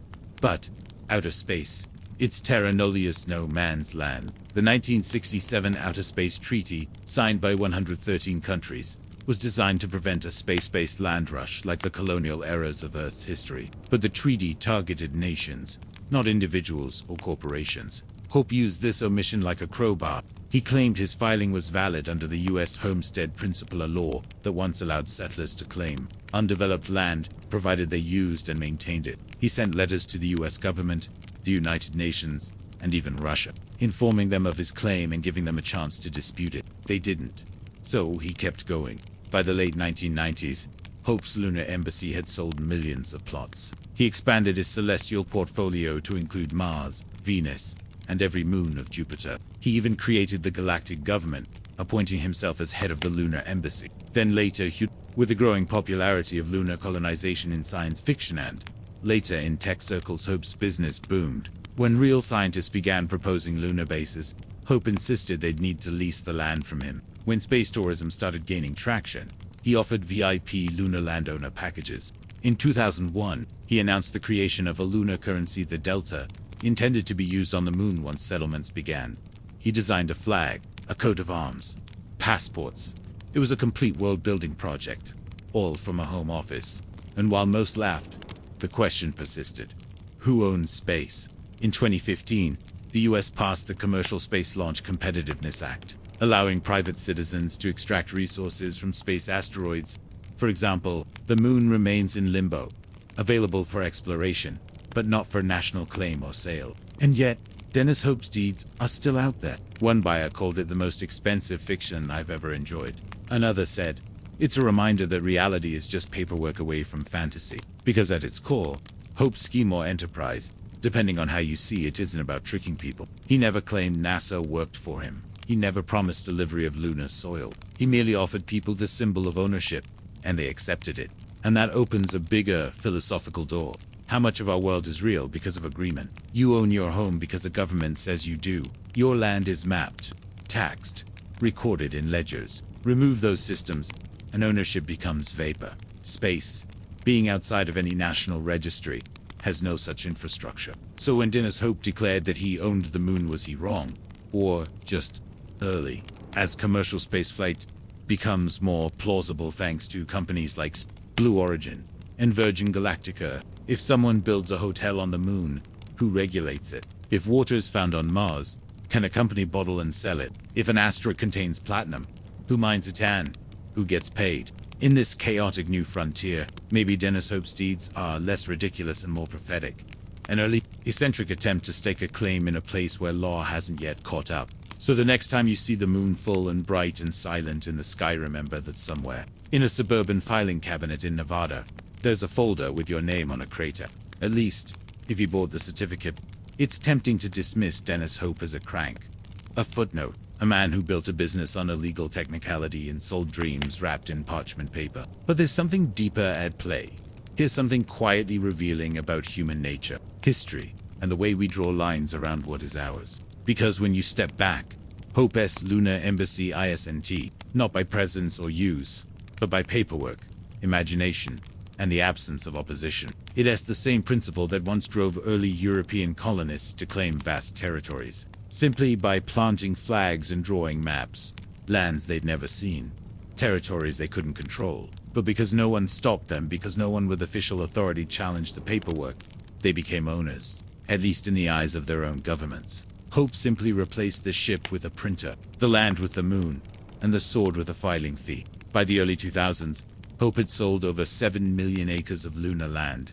His customer database spanned 180 countries. His deeds had been translated into multiple languages. He fielded inquiries from law students, curious judges, and even diplomats, some amused, some skeptical, some quietly intrigued. And while no legal system has ever formally recognized his claim, none has completely invalidated it either. It exists in a kind of legal Schrödinger's box, simultaneously nonsense and precedent, depending on how you observe it. Hope's galactic government, meanwhile, evolved from satire into something resembling early internet community. He held mock elections, drafted a Bill of Rights, and continued issuing passports and ID cards to interested citizens. He wasn't governing anything, of course, but in an era of increasingly fractured real-world politics, his imaginary space nation attracted a surprising number of applicants.